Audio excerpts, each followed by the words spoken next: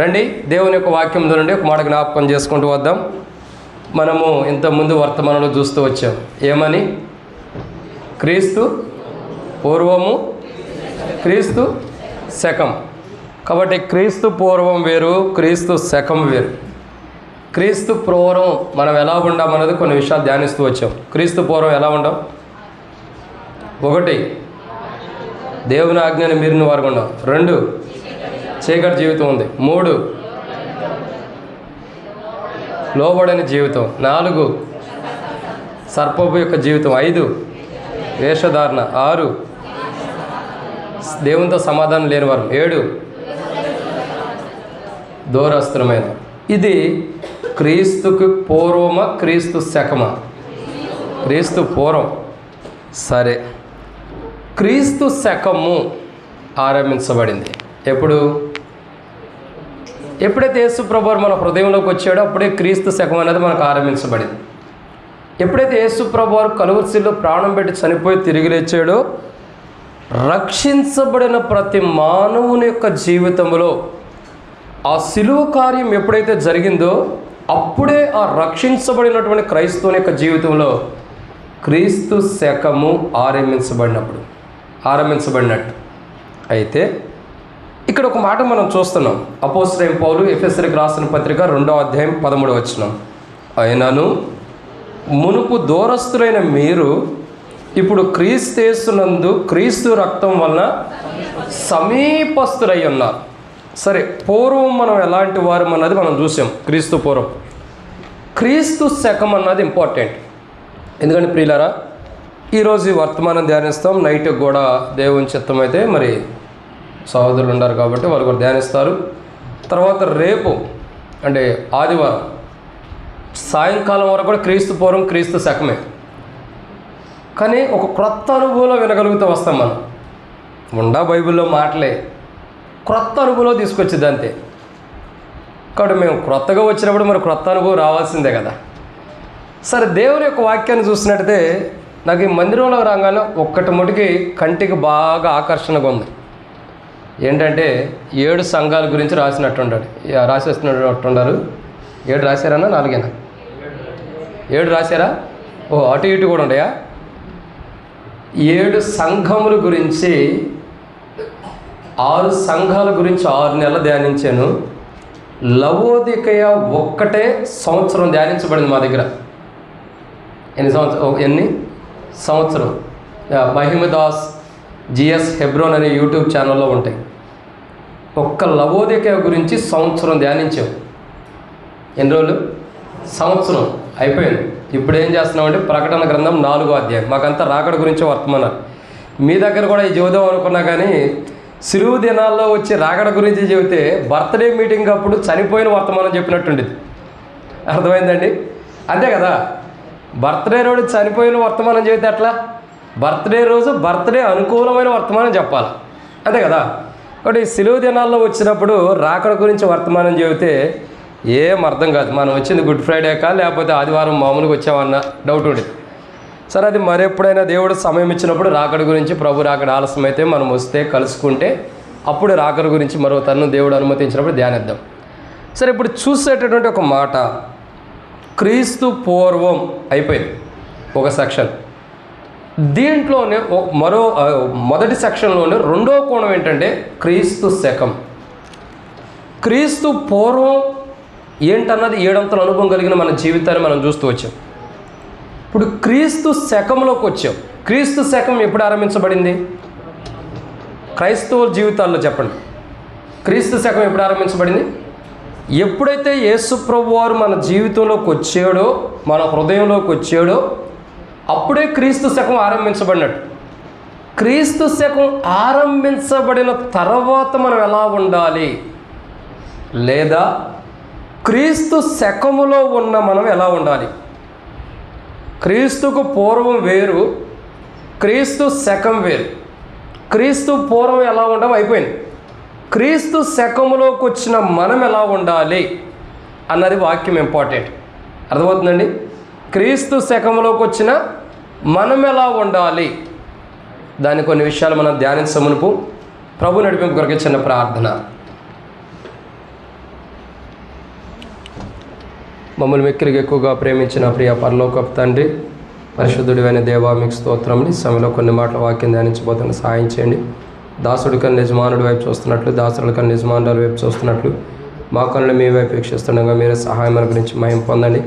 నీ ప్రజల పక్షాన నీకున్న దయ చొప్పున దయతను జ్ఞాపకం చేసుకుని నాతో మాతో మీరు మాట్లాడండి. వాక్యం ఎంతో దీవించమని, శత్రు సిగ్గు మీకు మహిమ తెచ్చుకోమని ప్రార్థిస్తూ, వాక్యపు వెలుగులో మా జీవితాలు ఎంతో సరిచేయమని ప్రార్థన చేస్తూ, క్రీస్తు పూర్వ జీవితం నుండి క్రీస్తు శకంలోకి వచ్చాం. క్రీస్తు శకంలో ఉన్న మేము ఎలా జీవించాలో మీరు మాకు బయలుపరచండి. అట్టి రీతిలో మేము జీవించినట్టు సహాయం చేసి మాతో మాట్లాడి అక్కడ తీర్చి ముందున్న సమయంతో దీవించమని, ఈ వర్తమానం ద్వారా మాకును మీరు ఏం నేర్పించాలనుకున్నారో మీ చిత్తం బయలుపరిచి, క్రీస్తు శకములో ఎలా ఉండాలో అలాంటి జీవితాన్ని నేటి దినమున ఎవరైనా అలాంటి జీవితాన్ని కలిగి ఉండకపోతే ఆ కలిగి ఉండటానికి సాయం చేయండి. వారిలో రక్షణ కార్యం దయచేయమని, వచ్చిన వారందరినీ దీవించమని, కింద కూర్చుని ప్రజలకి వాక్యం అందిస్తాను. నేను యోగ్యుని కాను, నిష్ప్రయోజకమైన వాడిని, ఎన్నిక లేని వాడిని, బలహీనుడిని, ఎందుకు పనికిరాని వాడిని, దుమ్ము వంటి వాడిని, ధూళి వంటి వాడిని ఒప్పుకుంటూ, దాసుడి కన్నా యజమానుడి వైపు చూస్తున్నట్లు, దాసుల కన్నా యజమానుల వైపు చూస్తున్నట్లు మా కన్ను మీ వైపు వీక్షిస్తుండగా నీ ప్రజల పక్షాన్ని నీకున్న దయ చొప్పున దయతను జ్ఞాపకం చేసుకుని, మీ యొక్క తెరవబడిన ఆకాశం మాకు అనుగ్రహించి ఆకాశం ఇప్పి పటజలంతా విస్తారమని పరిశుద్ధాత్మను అభిషేకించి నాతో మాతో మీరు మాట్లాడి శత్రు సిగ్గు మీకు మహిమ తెచ్చుకుని మీ వాక్య వెలుగులో మమ్మల్ని సరిచేసి నడిపించమని ప్రభువైన యేసుక్రీస్తు నామం పేరిట విశ్వాసంతో స్తుతించి ప్రార్థించి అడిగిపెట్టుకుంటున్నాం తండ్రి, ఆమేన్.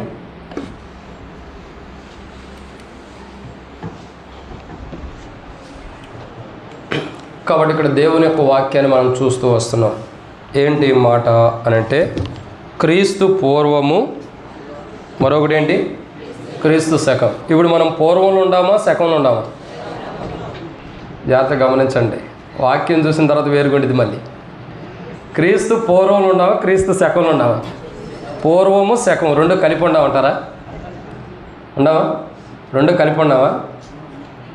రెండు కలిపి ఉన్నామంటే అటు రక్షణ పొందినట్టు ఉంటాం, మీకు లోకంలోనూ ఉండట్టే.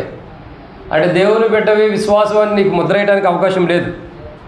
చెప్పండి, పూర్వము శకము రెండు ఉండయా, లేదా పూర్వం పోయి శకం ఉందా, లేదా పూర్వమే ఉందా? 3 ఆప్షన్స్. తండ్రి, కుమార, పరిశుద్ధాత్మ. మీకే అప్పచెప్పాం. మీరు ఏ ఆప్షన్లో ఉంటారో మీరు డిసైడ్ చేసుకోండి. చివరిలో, ఇప్పుడు కాదు, చివరిలో. సరే, దేవుని యొక్క వాక్యాన్ని చూసినట్టే ఇప్పుడు ఒక మాట అడుగుతున్నాం. ఆకలి వేస్తున్నవారు చేతులు ఎత్తండి. నాకు ఆకలి వేస్తుందన్న అన్నవారు ఎవరైనా ఉన్నారా? దేవుని కొందనాలు. మీరు ఎవరికి ఆకలి వేయట్లేదు కాబట్టి నేను ఎక్కువసేపు తీసుకోవచ్చు. రండి, దేవుని యొక్క వాక్యంలో నుండి క్రీస్తు శకంలో మనం క్రీస్తు శకంలోకి వచ్చిన మనం ఎలా ఉండాలి, లేదా క్రీస్తు శకంలో ఉండ మన జీవితం ఎలా ఉండాలంటే బైబిల్లో కొన్ని విషయాలు ఉన్నాయి. వాటిలో మొదటి మాట మత్తయి సువార్త 27వ అధ్యాయం. మత్తయి సువార్త 27వ అధ్యాయం. మనం దేవుని యొక్క వాక్యాన్ని చూసినట్టే మత్తయి సువార్త 27వ అధ్యాయము 51వ వచనాన్ని మనం జ్ఞాపకం చేసుకుంటూ వస్తాం.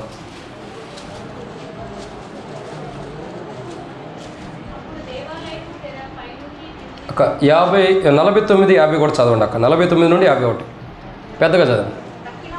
ఇంటికాడ గొంతు కాదు, ఏడ గొంతు కాదు, ఇంటికాడ గొంతు, క్షమించండి, ఆ గొంతుతో చదవండి అక్క.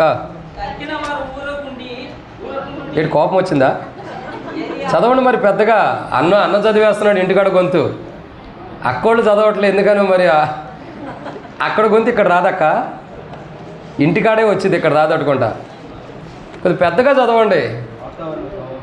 వాతావరణం అంటే ఇది దేవుని సన్నిధి కాబట్టి మౌనంగా ఉండాలి. స్త్రీలు మౌనంగా ఉండాలి కాబట్టి ఇది దేవుని సన్నిధి. వాతావరణం క్లైమేట్ని బట్టి వచ్చింది అట్టుకుంటా. సరే అన్న, మీరే చదవండి అయితే. అది అసలైన స్వరం. తక్కిన వారు ఊరకుండి ఏలియా అతన్ని రక్షించనేమో అని చూతమని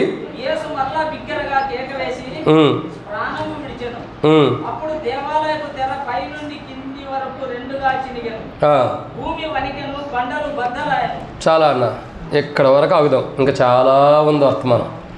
ఇక్కడ మొదటి మాటను చూస్తున్నాం. ఇది ఎక్కడ జరుగుతుంది సందర్భం? యేసు ప్రభువారు సిలువ కార్యం దగ్గర జరుగుతుంది. యేసు ప్రభువారు సిలువ వేయబడ్డాడంటే, సిలువ కార్యం మన జీవితంలో జరిగేసిందంటే క్రీస్తు పూర్వం నుండి మార్చబడ్డామని అర్థం. అవునా? ఇప్పుడు ఏ అనుభవంలోకి వచ్చాం మనం? క్రీస్తు యొక్క శకం యొక్క అనుభవంలోకి వచ్చాం. క్రీస్తు శకం నుండే మనం ఎలా ఉండాలి అని అంటే, మొదటి మాట ఇక్కడ రాయబడుతుంది 51వ వచనంలో. 50వ వచనంలో యేసు మరలా బిగ్గరగా కేక వేసి ప్రాణం విడిచాడు. ప్రాణం విడిచిన తర్వాత ఇప్పుడు ఏం జరుగుతుంది అని అంటే 51వ వచనం, అప్పుడు దేవాలయపు తెర పైనుండి కిందకి రెండుగా చినిగెను, భూమి వణికెను, బండలు బద్దలయ్యను. కాబట్టి ఇక్కడ మొదటి మాటను చూద్దాం. ఏంటి మాట అని అంటే, అప్పుడు దేవాలయపు తెర పైనుండి కింద వరకు రెండుగా చినిగెను. అది ఒకటి గుర్తుపెట్టుకోండి. ఏమైందండి? రెండుగా చినిగెను. ఇదొక్క మాట గుర్తుపెట్టుకోండి. రెండుగా చీల్చబడిన అనుభవం మనకుంది. రెండుగా చీల్చబడే దేనికి చెప్పండి? రెండుగా చీల్చబడిన అనుభవం పాత నిబంధనలో ఒక చోట మనం చూస్తున్నాం. అనేక కోణాల్లో చీల్చబడిన అనుభవాలు ఉన్నాయి. దైవికమైన క్రమంలో ఒక చోట ఎర్ర సముద్రము, ఇంకా యోర్ధాను నది, ఇంకా సరే నాకు తెలుసు మీ అందరూ మైండ్ సెట్ అక్కడక్కడికే నదులు చుట్టే తిరుగుతాయి అని నాకు తెలుసు. నేను చెప్తా చూడండి. ఏలియా దేవుని యొద్ద కొనుకోబడిన దినాలు ఆసన్నమైనప్పుడు ఎలీషా ఏలియాని వదిలిపెడతాడా? వదిలిపెట్టుకోకుండా వెంబడిస్తుంటే ఏలియా అడుగుతాడు, అసలు నీకేం కావాలి, ఎందుకు చెప్పు, దేవుడు నన్ను పిలుస్తున్నాడు, నేను వెళ్ళిపోవాలా, మరి నువ్వు నన్ను ఎందుకు వెంబడిస్తున్నావు అంటే సో అండ్ సో అని ఏం కావాలో అన్నీ చెబుతాడు. చెప్పినప్పుడు అది దేవుని చిత్తమైతే ఎట్లా జరగాలో అట్లా జరిగేది కాబట్టి అవన్నీ వివరణ అన్నది ఏలియా ఇస్తాడు. సరే, ఏలియా ఎంత చూసినా ఎంత ప్రయత్నించిన ఎలీషా తనని విడిచిపెట్టుకోకుండా ఉండటం చూసి చాలా ఇబ్బంది పడిన అనుభవం కూడా ఉంది. కానీ ఎలీషా విడిచిపెడతలా. ఎందుకంటే ఆ దైవజనుడితో సహవాసం కలిగి ఉండాలని ఇష్టపడుతున్నాడు. కానీ అగ్ని రథాలు చేంజ్ అయినాయి, ఇద్దరిని వేరు చేసి తర్వాత ఏలియా ఏమయ్యాడు? ఏడకక్క పరమునకు కొనుపోబడ్డాడు. అంటే ఇక్కడ వేరు చేయబట్టం అన్న దేనికి ఉపయోగపడింది? అది మంచి కొరకే కానీ కీడు కొరకు కాదుగా. అది చీల్చబడినటువంటి అనుభవం ఉంది. ఎలాంటి అనుభవం ఉంది? చీల్చబడినటువంటి అనుభవం ఉంది. ఏలియా ఎలీషా ఇద్దరు ఒకటిగా వెళ్తున్నారు. బహుశా ఏలియా విభజించబడాలని ఇష్టపడుతున్న ఎలీషా ఒప్పుకోవట్లా. అంటు కట్టబడిన అనుభవంలో ఎలీషా వెళ్తున్నాడు. వీళ్ళిద్దరిని అగ్నిరథాలు వచ్చి చీల్చిని. తద్వారా ఏమైంది? ఎలీషాకేమో 2 అంతల ఆత్మ వచ్చింది, ఏలియా ఏమో ఇద్దరికెలా మంచి జరిగింది, కీడు జరిగిందా? లేదు. ఇక్కడ విషయం ఏంటంటే, క్రీస్తు శకములోకి వచ్చిన క్రైస్తవుడి యొక్క జీవితంలో ఏముండాలంటే చీల్చబడినటువంటి అనుభవం ఉండాలి. ఏ అనుభవం ఉండాలా? చీల్చబడినటువంటి అనుభవం. ఏదైతే దేవాలయపు తెర రెండుగా చినిగినో ఒక క్రైస్తవుడు చీల్చబడిన అనుభవం ఉంటేనే, చీల్చబడిన బండలో నుండి ఏమొచ్చిందండి? ఏ నీళ్ళు వచ్చినాయి అక్క? ఏ నీళ్ళు వచ్చినాయి చెప్పండి? సిమెంట్ నగర్లో ఉన్న నీళ్ళ? చీల్చబడిన బండలో నుండి ప్రజలు తాగటానికి, సనుగులు గొనుగులు ఆపటానికి అవసరమైన నీరు బయటకు వచ్చింది. అర్థమవుతుందండి? ప్రజలు ఏవైతే సనుగులు ఉన్నాయో, ప్రజలు ఏవైతే గొనుగులు ఉన్నాయో, ప్రజలు సనుగులు గొనుగులు కలిగి దేవుని మీద తిరగబడిన అనుభవాలు ఏవైతే ఉన్నాయో వాటన్నిటిని సమాప్తం చేయడానికి చీల్చబడిన బండలో నుండి నీళ్ళు వచ్చినాయి. ఆ బండ ఎవరు? క్రీస్తే. అంటే క్రీస్తు ఎలాగైతే చీల్చబడిన అనుభవంలో ఉండి మనకి తన జీవజలాన్ని ఇస్తూ వచ్చాడో, ఒక క్రైస్తవుడు క్రీస్తు శకంలోకి వచ్చిన క్రైస్తవుడు ఎలా ఉండాలంటే చీల్చబడిన అనుభవంలో ఉండాలి. ఏ అనుభవంలో? చీల్చబడిన అనుభవం. ఎప్పుడైతే చీల్చబడిన అనుభవంలో ఉంటామో అప్పుడు మనలో నుండి జీవముతో కూడినవి బయటకు వస్తాయి. ఏమొస్తాయండి? జీవముతో కూడినటువంటి మాటలు కానీ, జీవముతో కూడిన ఆలోచనలు కానీ, జీవముతో కూడినటువంటి దేవుని లేఖన భాగాలతో కూడినటువంటి వాక్యము కానీ మనలో నుండి వెదజల్లబడుతూ వచ్చింది. అంటే క్రీస్తు శకములోకి వచ్చిన క్రైస్తవుడు ఎలా ఉండాలంటే చీల్చబడిన బండ ఎలా ఉందో అలా ఉండి మధురమైన నీటిని బయటికి తీసుకురావాలి. తనలో నుండి ఏమి రావాలండి? మధురమైన నీరు. అంటే ఇశ్రాయేలు ప్రజలు మారా అనుభవంలోకి వచ్చారు. ఆ నీళ్ళు ఎలా ఉండే వాళ్ళు తాగుతుంటే? చేదుగా ఉండయా అక్క? చేదుగా ఉండయా? ఇశ్రాయేలు ప్రజలు మారా అనుభవంలోకి వచ్చిన తర్వాత మారా దగ్గర ఉన్న నీళ్ళు ఎలా ఉండయి? మధురముగా. ఏ బైబిల్లో రాయబడింది అక్క మధురంగా ఉండయని?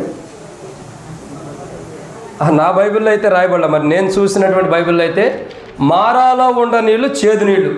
మారా అనుభవం అంటే ఏంటి? చేదే కదా. చేదు అనుభవంలోకి వచ్చిన తర్వాత ఏమైంది? చెట్టు ఒకటి నరకవేయబడి అక్కడ వేయబడుతుంది, మారా నీళ్ళు మధురంగా మారబడుతున్నాయి. ఇక్కడ బండలో నుండి చేర్చబడిన నీళ్ళు మధురముగా ఉంటున్నాయి. అక్కడ నరకబడిన చెట్టు క్రీస్తే, ఇక్కడ చేర్చబడిన బండ క్రీస్తే.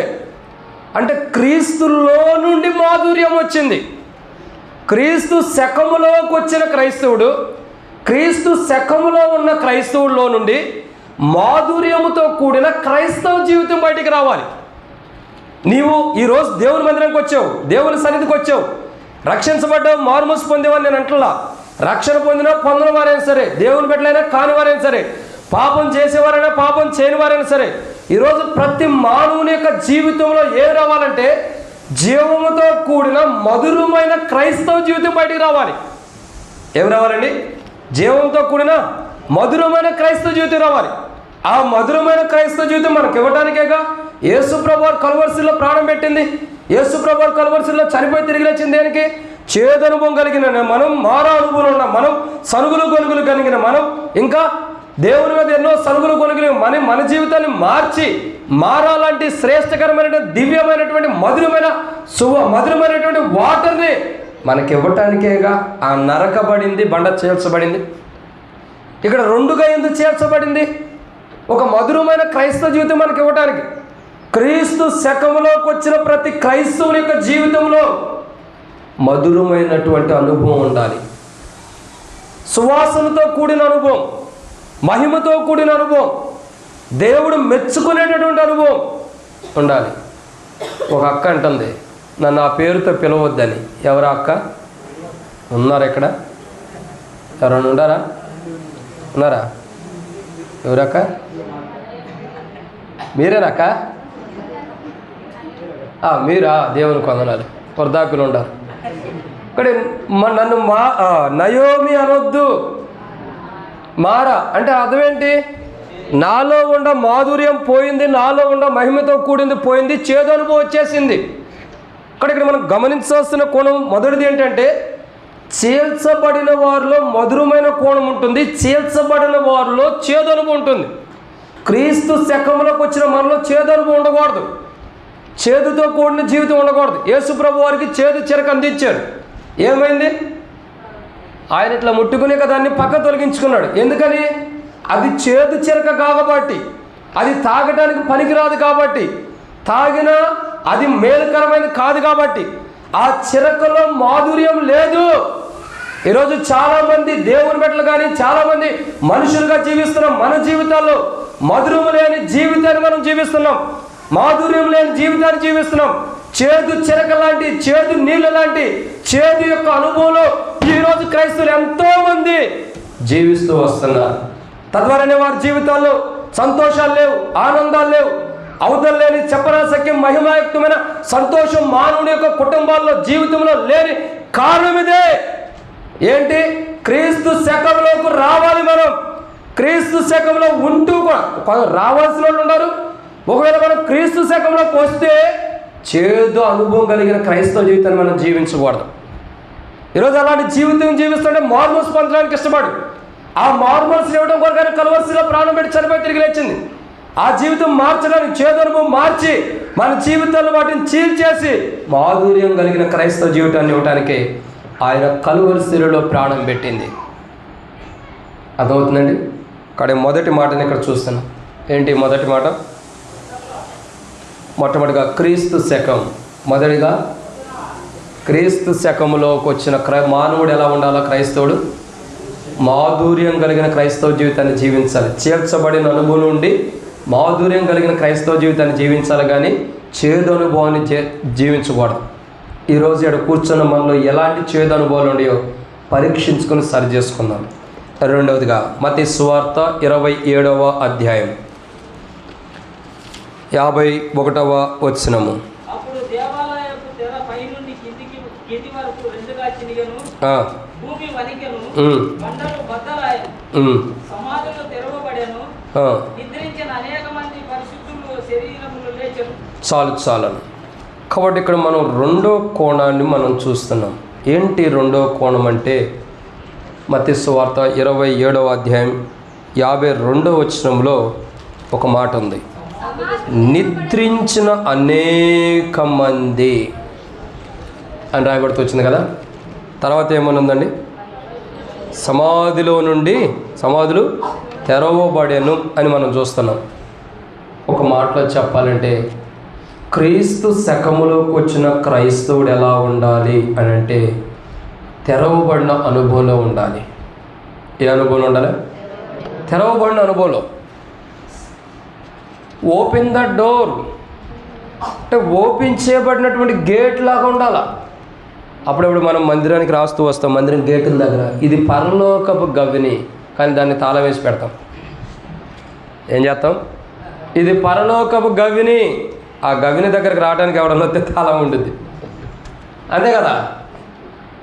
దేవుని మందిరపు ఇప్పుడంటే పరిస్థితి బాగాలేదు, కానీ దేవుని మందిరం యొక్క ద్వారాలు ఎన్నటెన్నకి తెరవబడే ఉండాలి. అవి మూయటానికి ఎవరికి హక్కు లేదు. అవి తెరవబడినటువంటి ద్వారాలు. ఈ రోజుల్లో దొంగలు ఎక్కువయ్యారు కాబట్టి అని తెరవాల్సి వస్తుంది, ముయ్యాల్సి వస్తుంది, క్షమించండి. అయితే ఇక్కడ గమనించాల్సింది ఏంటంటే ప్రియులారా, ఒక మాట ఇక్కడ రాయబడుతుంది, సమాధులు తెరవబడెను. సమాధులు ఏం చేస్తాయండి అసలు? ఓ మాటలో చెప్పండి, సమాధులు ఏం చేస్తాయి? సమాధి ఏం చేసిద్ది? చెప్పండి, సమాధి ఏం చేసిద్ది? సమాధి ఏం చేసిద్ది? సమాధి మానవుని బంధించిద్ది. ఎలా బంధించిద్ది? మానవుని యొక్క శరీరాన్ని బంధించిద్ది సమాధి. ఇప్పుడు సమాధిలో గుంట తవ్వి గుంటలో పెట్టేసేసేమి, గుంటలో పెట్టి దానిపైన మట్టేసామంటే ఇక ఆ మట్టిలో అది బంధించి పెట్టింది కదా మట్టి, మరి లగవటానికి అవకాశం ఉండిద్దా? లేదే.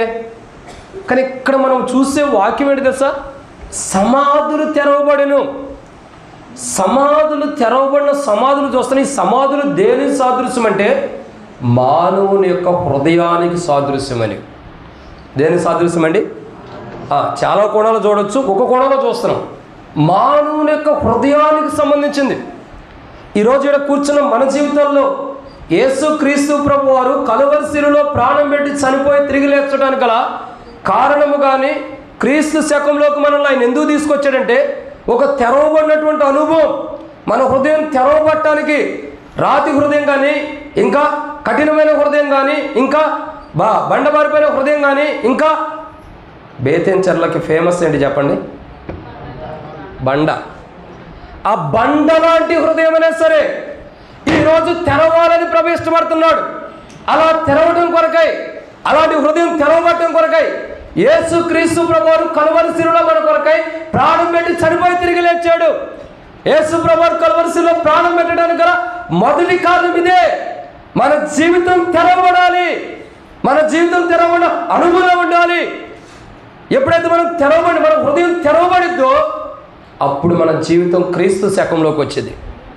క్రీస్తు శకంలో ఉన్న క్రైస్తవుని యొక్క హృదయం ఎలా ఉండాలంటే ముయ్యబడిన రీతిలో ఉండకూడదు. ఎలా ఉండకూడదండి? ముయ్యబడిన రీతిలో. మేము సేవ చేసే నర్సాపూర్లో తలుపులు అందరి ఇంటికి తలుపులు వేసుకునే ఉంటారు, పగలైనా రాత్రి అయినా. తలుపులు అస్సలు తీరు. ఎందుకు చెప్పండి? ఎందుకు అన్నా? దొంగతనాలు జరుగుతాయని. అది వాస్తవమే. దొంగలు ఎవరో తెలుసా? కోతులు. దొంగలు ఎవరు? కోతులు. మాకు గుట్టలు ఉంటాయి కోతులు. మొగలు మందిరం ఇక్కడ తలుపులు తెరిచి కూర్చోడానికి ఉండదు, అక్కడ ఇద్దరు కాపలా ఉండాలి. ఆ వచ్చే బలమైన కోతులు ఉంటాయి, అంటూ ఉంటాయి. అవి మొదట భయపెడతాయి. మనం ఇట్ట అన్నాం అనుకో మీదకి వస్తాయి. ఇట్ట నుంచున్నాం అనుకో వీడు గట్టివాడేరని వెళ్ళిపోతాయి. మాకు ఆ బాధ. సరే, ఏ బాధ లేని మీకు ఇంకా చాలా సంతోషం. ఉండయా? ఆ దేవునికి వందనాలు. అయితే ఇద్దరం ఒకటే. కాబట్టి ప్రియులారా, ఇక్కడ గమనించాల్సిన కోణం ఏంటో తెలుసా? హృదయం తెరవబడాలి. ఎందుకు హృదయం తెరవబడాలి? హృదయం మాత్రం ఎందుకు తెరవబడాలి? ప్రకటన గ్రంథం 3:20 ప్రభు అంటాడు కదా, ఇదిగో నేను తలుపు వద్ద నుండి తట్టుచున్నాను, ఎవడైనా నా స్వరం నేను తలుపు తెరిచిన నేను అతనితోనూ అతను నాతోనూ ఏం చేస్తారు? భోజన సావాసం కలిగి ఉంటాం. మరి ఏ హృదయం తలుపు తెరవాలా? ఇర్మియా గ్రంథం 17:9. ఇర్మియా గ్రంథం 17:9. హృదయం అన్నిటికంటే మోసకరమైనది, అది ఘోరమైన వ్యాధి కలది. కాబట్టి యెహెజ్కేలు గ్రంథం రాయబడుతూ వచ్చింది, రాతి హృదయాన్ని తీసేసి మాంస హృదయాన్ని ఇస్తానంటున్నాడు. ఈరోజు హృదయం తెరవబడాలి. క్రీస్తు శకంలోకి వచ్చిన క్రైస్తవుడు, క్రీస్తు శకానికి రావటానికి ఇష్టపడిన క్రైస్తవుడు ఎలా ఉండాలంటే హృదయం తెరవబడి ఉండాలి. మొదటిగా ఎలా ఉండాలా? చేర్చబడిన అనుభవం ఉండాలి. చేదు అనుభవాలు తీసేసుకోవాలి. 2, క్రీస్తు శకంలోకి వచ్చిన వారైనా, రావటానికి ఇష్టపడిన వారు ఏంటంటే రక్షించబడటానికి ఇష్టపడిన వారైనా ఎలా ఉండాలి తెలుసా? వారి యొక్క జీవితాలు రెండోదికి వచ్చేవాడికి ఎలా ఉండాలి? తెరవబడినటువంటి అనుభవంలో ఉండాలి. ఎప్పుడైతే హృదయం తెరవబడుతుందో నేను అతనితోనూ అతను నాతోనూ భోజన సావాసం కలిగి ఉంటాం. ఈరోజు హృదయం ఎందుకు తెరవబడాలంటే యేసు ప్రభువారు మనలోకి, మనం యేసు ప్రభువారిలోకి కలిసి ఇద్దరం ఒకేలాగా ఉంటామన్నది రుజువు పరచడానికి హృదయం తెరవబడాలి. ఏం చేయబడాలా? హృదయం తెరవబడాలి. ఎప్పుడైతే హృదయం తెరవబడుతుందో, ఎప్పుడైతే హృదయం తెరవబడినటువంటి అనుభవం ఉంటుందో అప్పుడు మన క్రైస్తవ జీవితంలో, మన విశ్వాస జీవితంలో క్రీస్తు శకం యొక్క అనుభవంలోకి వచ్చి ఉంటాం. క్రీస్తు శకం యొక్క అనుభవం ఉన్న క్రైస్తవుడు ఎలా ఉంటాడంటే చేర్చబడిన అనుభవం ఉంటాడు.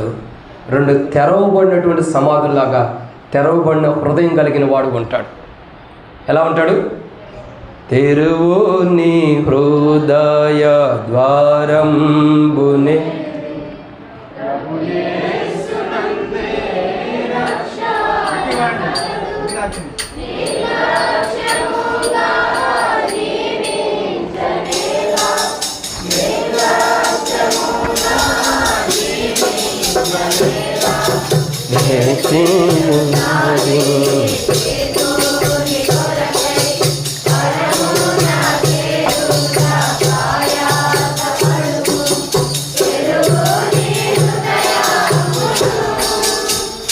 ఆపండి. ఇప్పుడు చూడండి, ఈ పాటలోనే మనకు చాలా అర్థం ఉంది.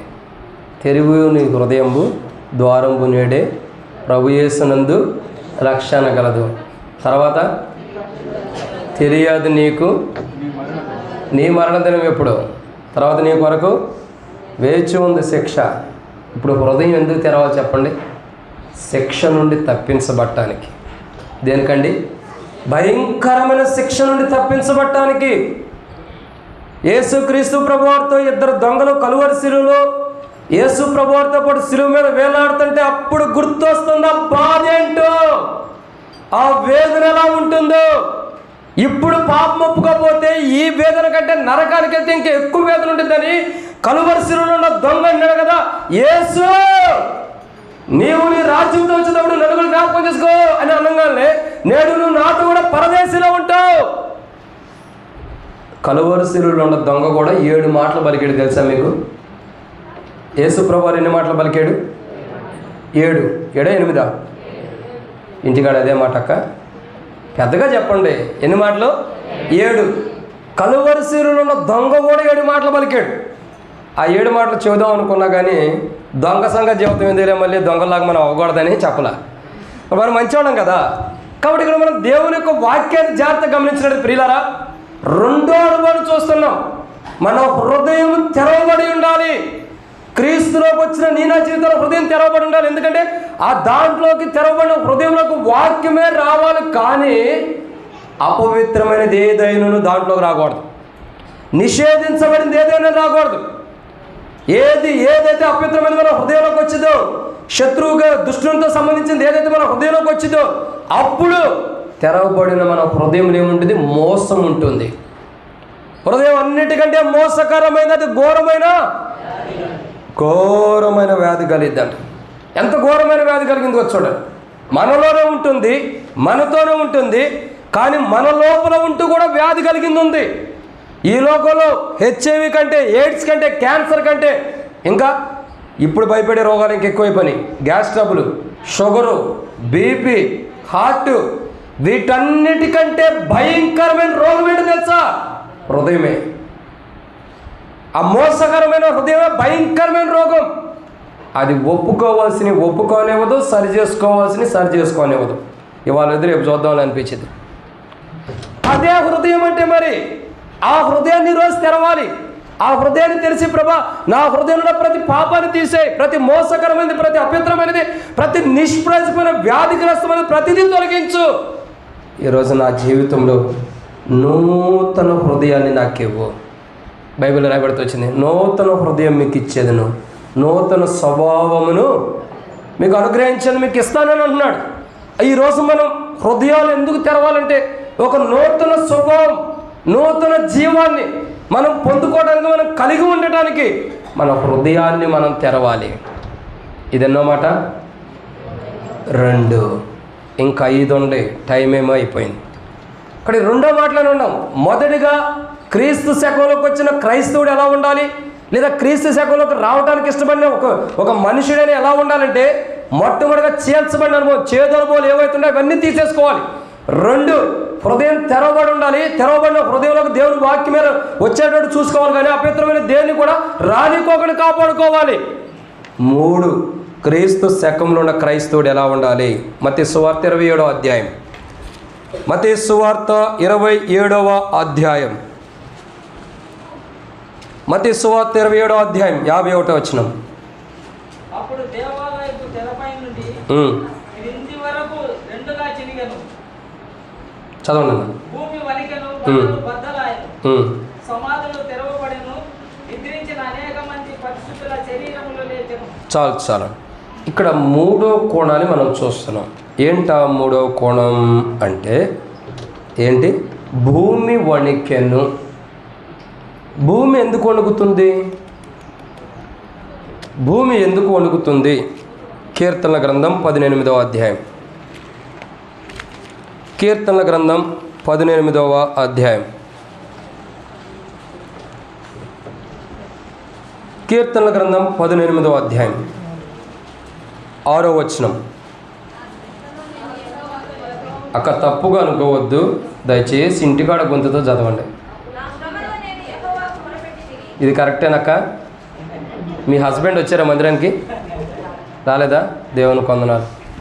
వస్తే ఆయనే నుంచి చెప్పేవాడు, ఈ గొంతు కాదు, ఇంకో గొంతు ఉంది. పెద్ద గొంతుతో చదవండి, అందరికి వినపడేదట్టు. అమ్మ వినపడుతుందా మీకు? వీళ్ళు చదివేది అన్న. కొద్దిగా వీళ్ళకి ఛాన్స్ ఇద్దాం అన్న. అన్నింటిలో మనమే ఉండకూడదు, లేకపోతే తర్వాత చదవకుండా ఆగిపోతారు. చదవండి, త్వరగా చదవండి. సరే అక్క. నా శ్రమల్లో నేను యెహోవాకు మొరపెట్టి తిని, నా దేవునికి ప్రార్థన చేసి తిని, ఆయన తన ఆలయంలో ఆలకించి నా ప్రార్థన అంగీకరించెను.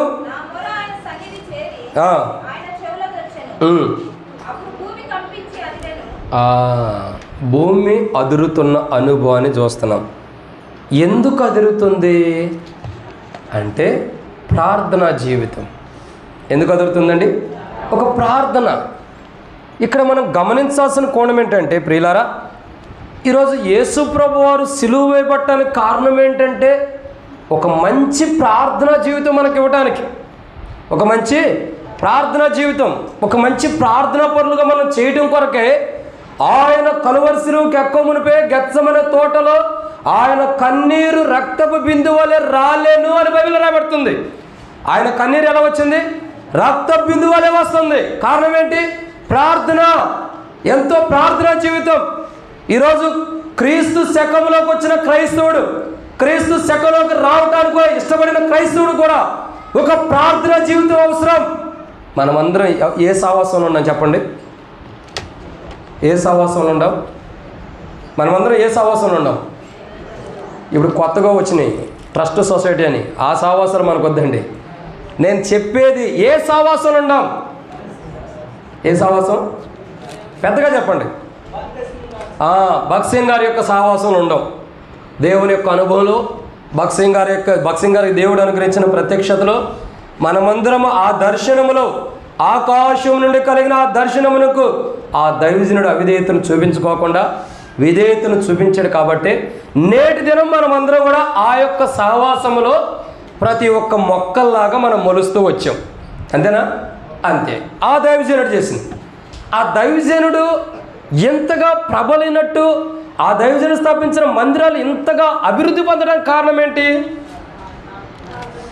ఏ ప్రార్థన? పల్లవరపుకొండ. ఏ ప్రార్థన? మనం అందరం భక్సింగ్ గారి రూమ్ చూడటానికి ఇష్టపడే వాళ్ళు ఎంతమంది ఉంటారు? చేతులెత్తండి. భక్సింగ్ గారి రూమ్ చూడటానికి ఇష్టపడిన వాళ్ళు, పోనీ చూసిన వాళ్ళు అన్న చూసారా? అస్సలు మొదట భక్సింగ్ గారి రూమ్ కాడికి వెళ్ళగల అడిగేది ఏంటో తెలుసా? నేను చాలామందికి రూమ్ చూపిస్తూ వచ్చాను. అన్న భక్సింగ్ గారు మోకాళ్ళ నుంచి ప్రార్థన చేశాడే, ఆ రాళ్ళు గుంటలు పడిన రాళ్ళు చూపించండి అన్న. మేము ఆ రాళ్ళు తీసేసాం. ఎందుకంటే తీసి పక్కన పెట్టేసాం. ఎందుకంటే వాటిని చూసి వాటి దగ్గరికి వెళ్ళి ప్రార్థన చేస్తారు మన వాళ్ళు. ఏం చేస్తారు? ప్రభా ఈ రాళ్ళ దగ్గర ప్రార్థన చేస్తున్న, భక్సింగ్ గారు పాదాల దగ్గర ప్రార్థన చేస్తున్న ప్రభు అని ఆ రాళ్ళనే దేవుళ్ళగా చేసి ప్రార్థన చేస్తారు. అందుకని అది తీసి పక్కన పెట్టేశాం. ఇప్పుడు నేను అడిగే ప్రశ్న ఏంటంటే, భక్సింగ్ గారు ఎలాంటి ఆయన? మోకాళ్ళ ప్రార్థన జీవితం కలిగిన ఆయన. మనమే సహవాసంలో ఉండం. భక్సింగ్ గారు ఏ దర్శన వెలుగులో నడుస్తున్నాడో ఆ దర్శనంలో ఉండం.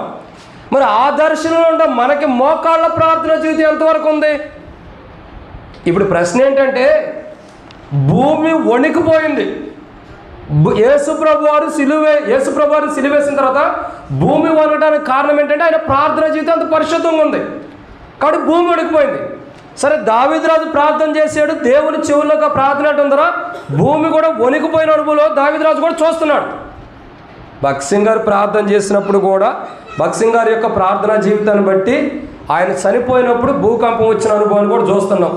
ముగ్గురు వ్యక్తుల్ని, యేసుప్రభు వారు, దావీదు, భక్సింగ్ గారు, ఈ ముగ్గురు యొక్క జీవితాల్లో భూమి అదిరిన అనుభవం చూస్తున్నాం. మరి మనం ప్రార్థన చేస్తే అసలు ప్రార్థన చేయడానికి మోకాళ్ళ జీవితం అని ఉందా? ఏదా మోకాళ్ళ జీవితం? ప్రార్థన. యేసుప్రభు వారు కలువరిశిల్లో చనిపోయింది దేని కొరకు? ఆయన ప్రాణం పెట్టింది దేని కొరకు? కలువరిశిల్లో నీ కొరకు నా కొరకు ప్రాణం పెట్టి చనిపోయి ఆయన చనిపోవడానికి గల ప్రధానమైన కారణం ఏంటి? ఆయన వీపు ఎందుకు దున్నబడింది? ఆ దున్నబడిన వీపులో నుండి ఎందుకు రక్తం కారుతూ వచ్చింది? ఆ దేహం ఎందుకు నాగల స్థలం వల్ల దున్నబడుతూ వచ్చింది? రక్తము మడుగుల్లో యేసుప్రభు వారు ఎందుకు కలువరిశిలోకి ఎక్కాల్సి వచ్చింది? ఒక మంచి ప్రార్థన జీవితం మనకి ఇవ్వటానికి. ఈ ప్రార్థన ఏంటి? దేవునితో సహవాసం మనకు చూపిస్తుంది. అంటే ఇక్కడ మనకు కావాల్సింది ఏంటి? ప్రార్థన జీవితం, దేవునితో సహవాసం ఇంపార్టెంట్. ఎప్పుడైతే ఈ ప్రార్థన జీవితం సహవాసం ఉంటుందో అప్పుడు ఖచ్చితంగా నా జీవితాల్లో క్రీస్తు శకంలో మనం ఉండట్లే. యేసు ప్రభు వారు కూడా ఉండట్లేదా తండ్రితో సహవాసం? గెత్సెమనే తోటలో పరిశుద్ధుడైన తండ్రి, నీకు ఇష్టమైతే ఈ పాత్ర నా ఇద్దరి నుండి తొలగించు, అయినను నా ఇష్టము కాదు నీ చిత్తం అంటాడు. అక్కడ కూడా సహవాసం కనపడుతుంది కదా. యేసు ప్రభు వారు కలువరి శిలువకి ఎక్కిందే, కలువరి శిలువలో ప్రాణం పెట్టిందే, కలువరి శిలువలో చనిపోయిందే మనకు ఒక మంచి ప్రార్థనా జీవితాన్ని ఇవ్వటానికి. కానీ మనమైతే ప్రార్థనా జీవితం, సంఘ ప్రార్థన అయితే ఎప్పుడు ముగిస్తాడా అని ఎదురు చూస్తాం. వాక్యం చెప్పేటప్పుడు ప్రార్థన చేసేటప్పుడు కూడా కళ్ళు తెరిచి చూస్తాం. ఇది ఎక్కడి నుంచి వచ్చి జబ్బో మరి అర్థం కావట్లా. ఇది పెద్ద రోగం. అందరూ ప్రార్థన చేస్తూ ఉంటే కళ్ళు తెరిచి అటు ఇటు చూస్తాం. దీనికంటే భయంకరమైన రోగం ఇంకోటి లేదు. ఈ వ్యాధి ఎక్కడి నుంచి వచ్చింది? అంటువ్యాధి. ఇది భయంకరమైన అంటువ్యాధి. ఒకరు ప్రార్థన చేస్తుంటే మరొకరు ఏం చేయాలా? ఆ ప్రార్థనలు ఏకీభవించాలి.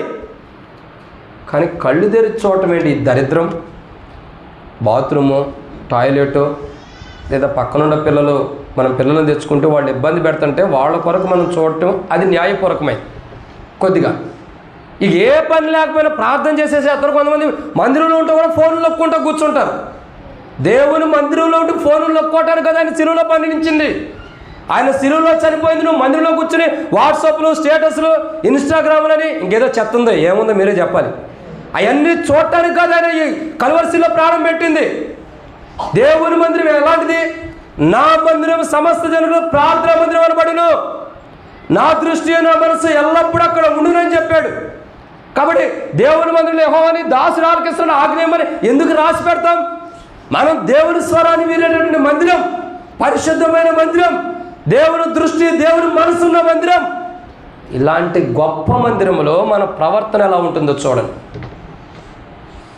మన ప్రవర్తన ఎలా ఉంది? ప్రసంగి గ్రంథంలో రాయబడుతూ వచ్చింది కదా, నీవు దేవుని మందిరం పోయినప్పుడు నీ ప్రవర్తన ప్రార్థనాపూర్వకమైన ప్రవర్తన ఉంటే బాగుంటుంది. మన ప్రవర్తన బాగాలేదు, సరైన ప్రవర్తన జీవితం లేదు కాబట్టి కలువరి శిలువలో ఆయన ప్రాణం పెట్టి చనిపోయి తిరిగి లేచింది. మంచి ప్రవర్తనతో కూడిన జీవితం, మంచి ప్రవర్తన ఫలంతో కూడిన జీవితాన్ని మనకి ఇవ్వడానికి ఆయన కలువరి శిలువలో తన ప్రాణాన్ని పెట్టాడు. ఈరోజు ఎలాంటి ప్రవర్తన కలిగాడు? వచ్చావు, రక్షించబడిన, మారుమనసు పొందాం, బాప్తిసం తీసుకున్నాం, చెప్తాం. నేను ఒక 20 సంవత్సరాలు 30 సంవత్సరాలు 40, ఇంకా తప్పుగా అర్థం చేసుకోకుండా పెద్దలుంటే మిమ్మల్ని కాదు, వయసు మళ్ళీ పెద్దల గురించి మిమ్మల్ని కాదు. కొంతమంది చెబుతారు మేము మందిరం పేరేంటన్నా అన్నా సియోను పునాదేసినప్పటి నుండి ఉండాం. ఎప్పటి నుండి ఉండారు? సియోను పునాదేసినప్పటి నుండి ఉండావే. కానీ సియోను యొక్క అనుభవేది? సియోనులో దేవుడు నివసిస్తున్నాడు, సియోను దేవుడు కోరుకున్నాడు, దాంట్లో దేవుడు వసిస్తున్నాడు. మహారాజు పట్టణం అంట సియోను. మరి ఆ జీవితం ఏది మనకి? ఆ ప్రార్థన జీవితం ఏది? ఆ దేవునితో గడిపే సమయం ఏది? అనుభవాలు ఏవి? బక్సింగారు పెదాల మీదే బక్సింగారు ఉంది. ఆయన అనుభవం మన హృదయాలు, మన జీవితాల్లో లేదు. ఆ అనుభవాలు ఉంటే ఈరోజు మనం దారి తప్పిన అనుభవం అనుకుండదు, తప్పిపోయిన అనుభవం అనుకుండదు, బల్ల దగ్గరికి వచ్చి ప్రతి ఆదివారం సరి చేసుకునే అనుభవం అనుకుండదు.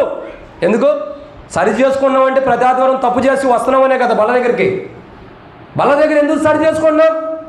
తప్పు చేసామనే కదా. నీ తప్పులను యేసుప్రభు కలువరి శిలువలో క్షమించలేదు ఆయన రక్తం ద్వారా. యేసుప్రభు నేను పాపి, నా పాపాలు క్షమించాను. మొట్టమొదటి యేసుప్రభు దగ్గరికి వచ్చి పాపాలు ఒప్పుకున్నప్పుడు అన్ని పాపాలు క్షమించలేదా? మళ్ళీ ఎందుకు బల్ల దగ్గరికి వచ్చి పాపాలు ఒప్పుకుంటున్నా అంటే క్రీస్తు పూర్వం జీవితం ఉంది, ఇంకా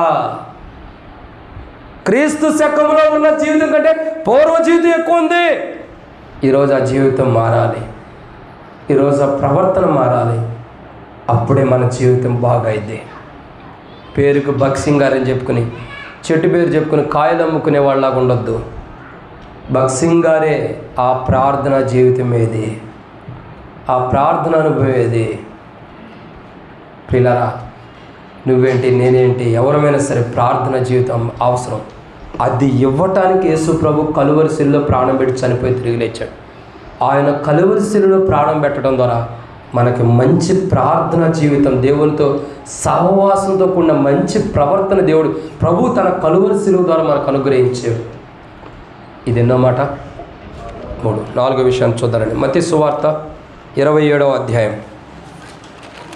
మత్తయి సువార్త 27వ అధ్యాయం 51వ వచనం.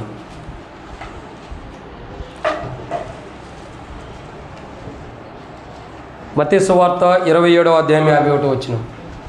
అప్పుడు దేవాలయపు తెరపై నుండి కింది వరకు రెండుగా చినిగెను, భూమి వణికెను, బండలు బద్దలాయెను. ఇప్పుడు వచ్చాం ఎక్కడికి? బేతెన్చెర్ల బండల దగ్గరికి. ఎక్కడికొచ్చావు? నేను చిన్నప్పుడు విన్నా, మా ఊర్లో బండలు లారీలో వేసుకొచ్చి అమ్మేవాడు. ఇదే బండి అంటే బేతెన్చెర్ల బండ అనేవాడు. చాలా పెద్దది, పెద్దగానే ఉంటాయి కదా బండ్లు, చాలా పెద్దగా ఉంటుంది, చాలా గట్టిగా కూడా ఉంటుంది. ఇప్పటికే ఆ బండలు మా దగ్గర ఉన్నాయి, పాత అయినా. ఎంత కొట్టినా పగలవు. చాలామంది జీవితాలు అంతే, చాలామంది జీవితాలు అంతే.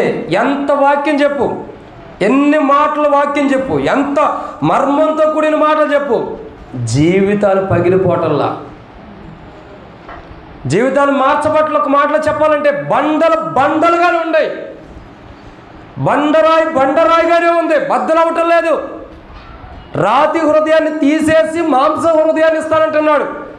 బండలాంటి హృదయం తీసేసి మెత్తని హృదయాన్ని, అంటే వాక్యము జీవితంలోకి ప్రవేశించేటటువంటి హృదయాన్ని ఇస్తానంటున్నాడు. కానీ ఆ వాక్యాన్ని మనం తీసుకోలేకపోతున్నాం. యవనస్తులకు అవసరమైంది ఏంటో చెప్పండి. చూడండి, మన పిల్లలు యవనస్తులు ఉంటారు, వాళ్ళకి మనం ఏమిస్తాం చెప్పండి? వాళ్ళకు మొదట అవసరమైంది ఏంటి అసలు?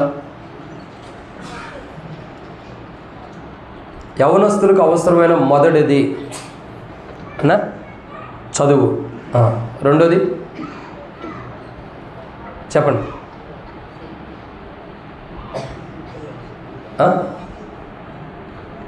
అన్నిటికంటే యవ్వనస్తులకు కావాల్సింది ఏంటో తెలుసా? మొబైల్. ఫస్ట్ కావాల్సింది మొబైల్.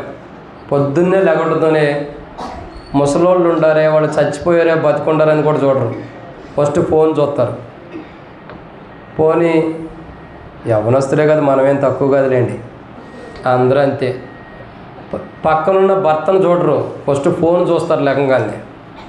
పక్కనున్న భార్యను చూడరు, ఫస్ట్ ఫోన్ చూస్తారు. దాంట్లో ఏమైనా మిస్డ్ కాల్ వచ్చినా ఎవడన్నా మెసేజ్ పెట్టాడు, ఈ పక్కన ఉండేవాడు పోయాడో లేడో కూడా చూడరు. అంతా కూడా జీవితం అంతే.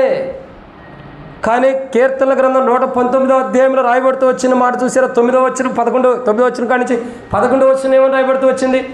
యవ్వనస్తులు దేని చేత తమ నడకను శుద్ధి చేసుకుంటారు?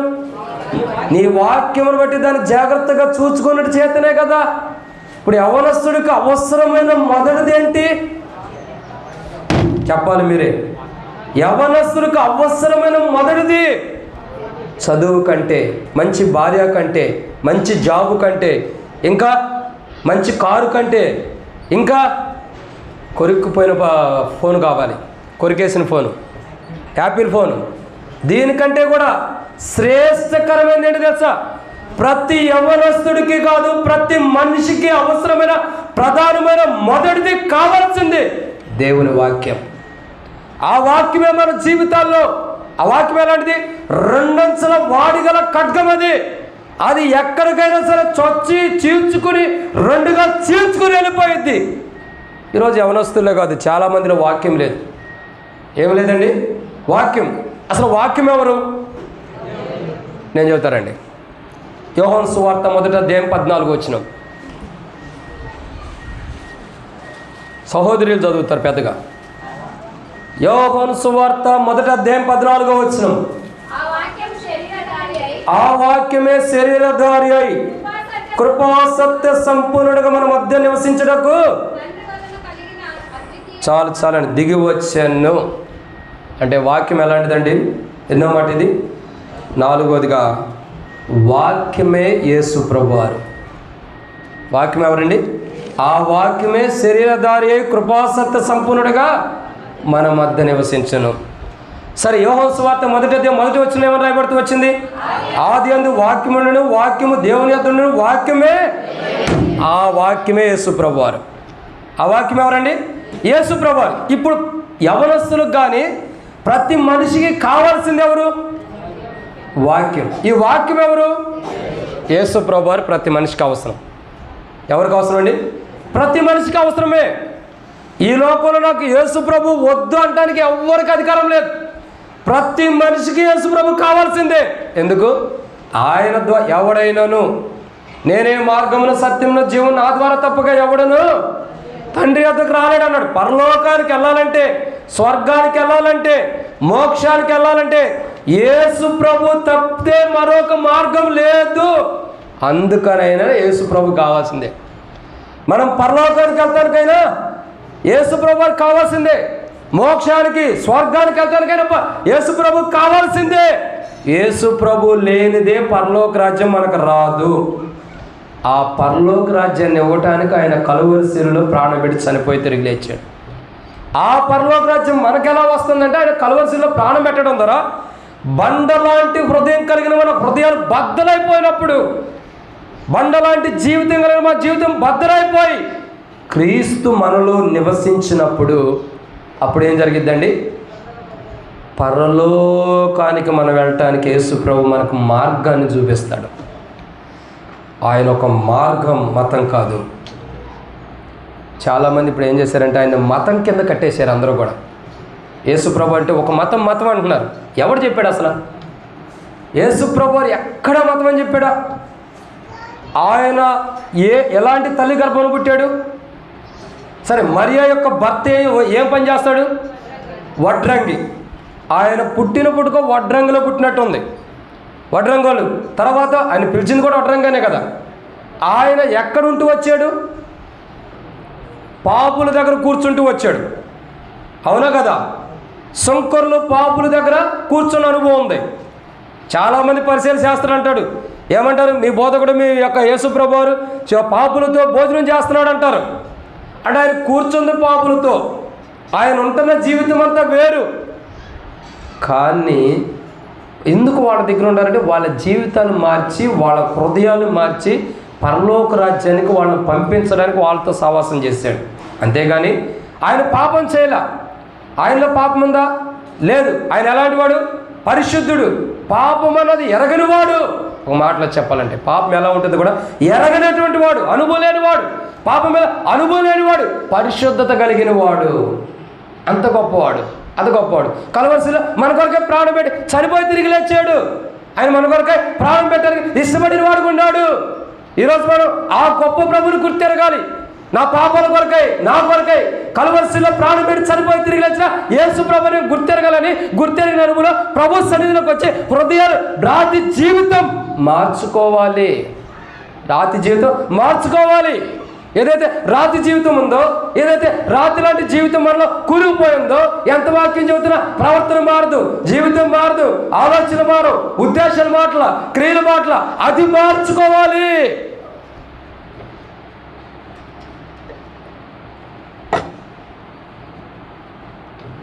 అది మారాలి. ఏం కావాలా? ఆ జీవితం మారాలి. బండలాంటి జీవితం. ఏ జీవితము? బండలాంటి జీవితం. ఏ రీతిలో బండలు బద్దలైపోయినాయో, క్రీస్తు శకములో ఉన్న వ్యక్తి ఎలా ఉండాలా? మొదటిగా క్రీస్తు శకంలో ఉన్న వ్యక్తి 1 చేర్చబడిన అనుభవం ఉండాలి. 2 తెరవబడిన అనుభవం ఉండాలి. 3 మూడోదిగా చెప్పాలి అక్కడ రాయబడం భూమి వణికెను అంటే ప్రార్థనా జీవితం ఉండాలి. 4 బండల బద్దలైను అంటే జీవితం మార్చబడిన వారు ఉండాలి. ఆయన కలువరిశిలో ప్రాణం పెట్టింది మన జీవితం మార్చడానికి.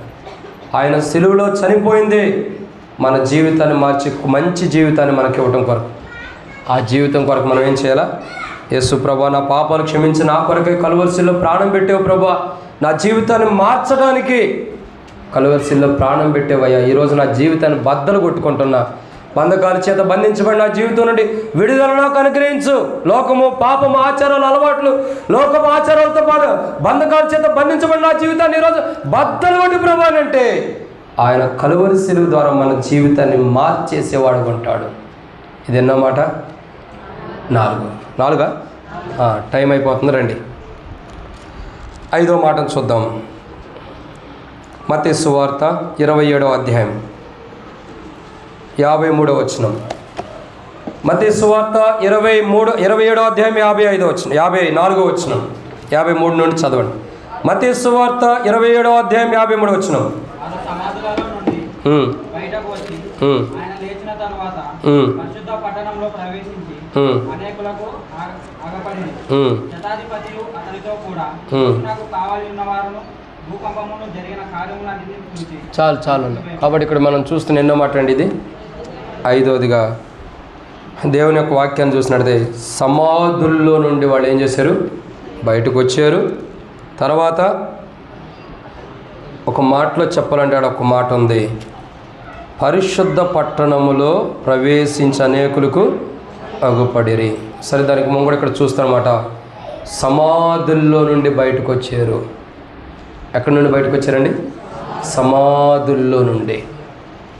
బైబిల్లో ఒక వ్యక్తి సమాధిలో నుండి బయటకు వచ్చిన వ్యక్తి ఉన్నాడు. ఎవరా వ్యక్తి? నాకు తెలిసి మీరు అదే చదువుతారని. అదే ఇంకేం చదువుతారు? మనకు తెలిసేది అదేగా. ఏదో సేవకుడు చెప్పిన వాక్యం వింటాం తప్పక మనం బైబిల్ ఏడ చదువుతాం? సమాధిలో నుండి బయటకు వచ్చిన ఎవరెవరు? గిడి చెప్పింది అదేనన్నా.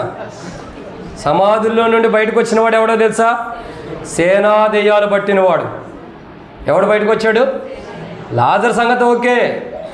సేనా దెయ్యాలు పట్టినటువంటి వాడు, సంఖ్యల చేత బంధించబడినటువంటి వాడు ఎక్కడున్నాడు? సమాధుల దగ్గర ఉన్నాడు. సమాధుల్లో నుండి వస్తున్నాడు. వాడు ఎక్కడికి వచ్చాడు? ఇప్పుడు బయటకు వచ్చేసాడు. ఎలా వచ్చాడు? యేసు ప్రభువారి ద్వారా. ఇప్పుడు కలువరి శిలువలో యేసు ప్రభువారు ప్రాణం పెట్టిందే దేనికండి? మన జీవితం బయటికి రావాలని, లోకం నుండి. దేనుండి? లోకం నుండి మనం బయటికి రావాలని మన కొరకు ప్రాణం పెట్టాడు ఆయన. లోకపు జీవితం నుండి బయటికి రావాలని, లోకపు ఆశల నుండి బయటికి రావాలని, లోకపు కోరికల నుండి బయటికి రావాలని, లోకంలో జీవిస్తున్న మనం ఆ లోకం నుండి ప్రత్యేకించబడాలని మన కొరకైన కలువరి శిలువలో ప్రాణం పెట్టాడు. క్రీస్తు శకంలోకి వచ్చిన క్రైస్తవుడు ఎలా ఉంటాడు తెలుసా? మొట్టమొదటికి ఎలా ఉంటాడు?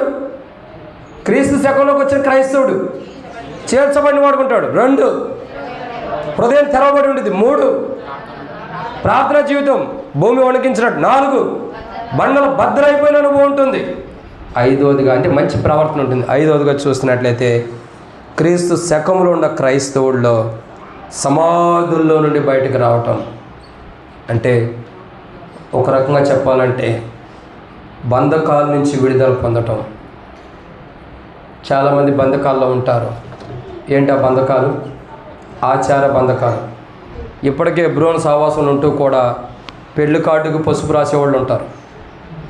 ఇప్పటికే హెబ్రోను సహవాసం ఉంటూ కూడా కాళ్ళకి చేతులకు పసుపు పెట్టుకునే వాళ్ళు ఉంటారు. ఇప్పటికే హెబ్రోను సహవాసం ఉంటూ కూడా ఎంత బారు పెడతారు చేతి నిండా.